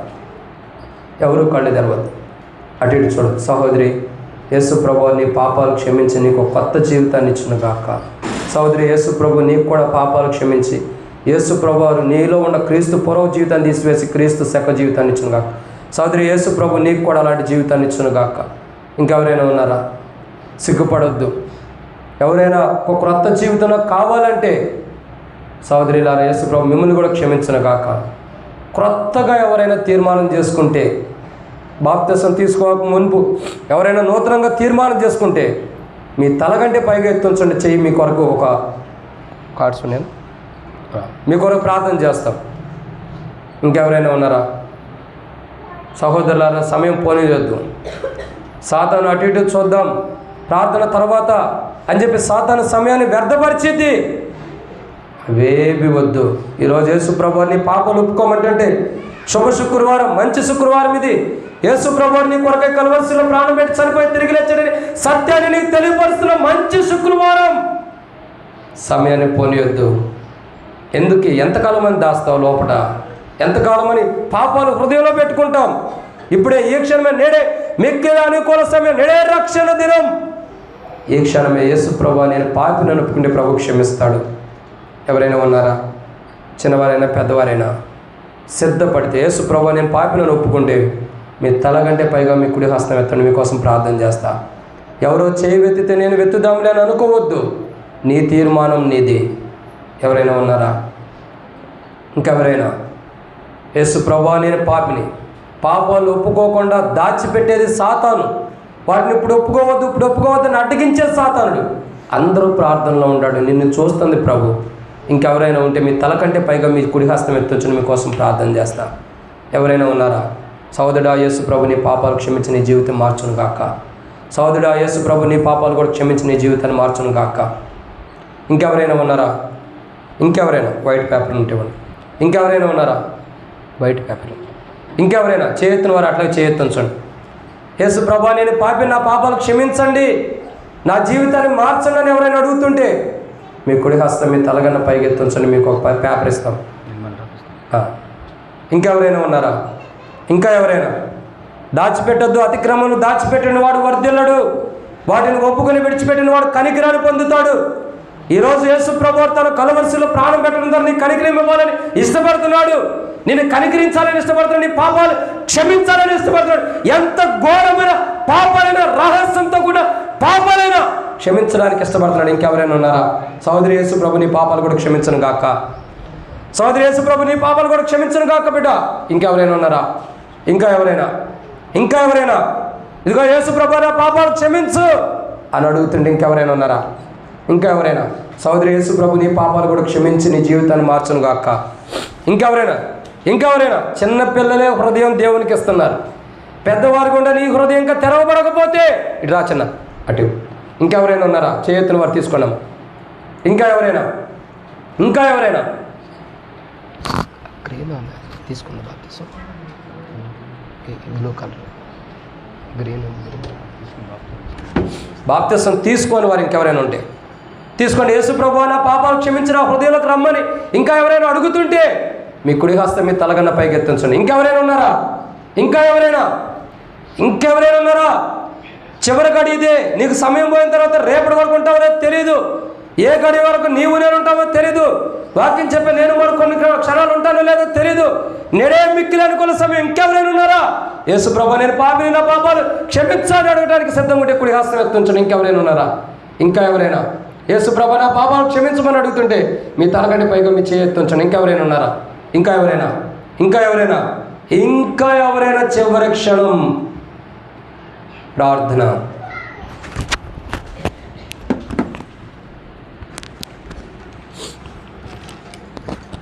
దయచేసి ప్రార్థన చేసుకుంటాం. పరలోకమందునుడు మా ప్రియ తండ్రి, దయగలిగిన మా గొప్ప దేవ, అపారమైన మహాకృప కొరకై స్తుతిస్తులు కనపరుస్తున్నాం. దయగల మా ప్రభా, ఈ శుభ శుక్రవారంలో నువ్వు ప్రభా తెరవబడినటువంటి హృదయాలు మా ప్రియకృష్ణునికి స్తుతిస్తులు కనపరుస్తున్నాం. వాడు తమ పాపపు జీవితాన్ని విడిచిపెట్టడానికి ఇష్టపడి తమ చేతులకి చూపించారు ప్రభా. వారి చేతులు పట్టుకోండి, వారిని విడవద్దు, వారిని కనికరం చూపించండి. నీ నామానికి మహిమ తెచ్చినట్లుగా సిద్ధపరిచి సహాయపడవలసిందిగా కోర్చు. మెండైన నీ కృపను బట్టి శ్లాఘిస్తాను. ముందర అసలు వేదిక ఉంచున్నాను. యేసు క్రీస్తు నామములో స్తుతించి అర్పించి ప్రార్థన చేస్తున్నాను తండ్రి. ఆమేన్.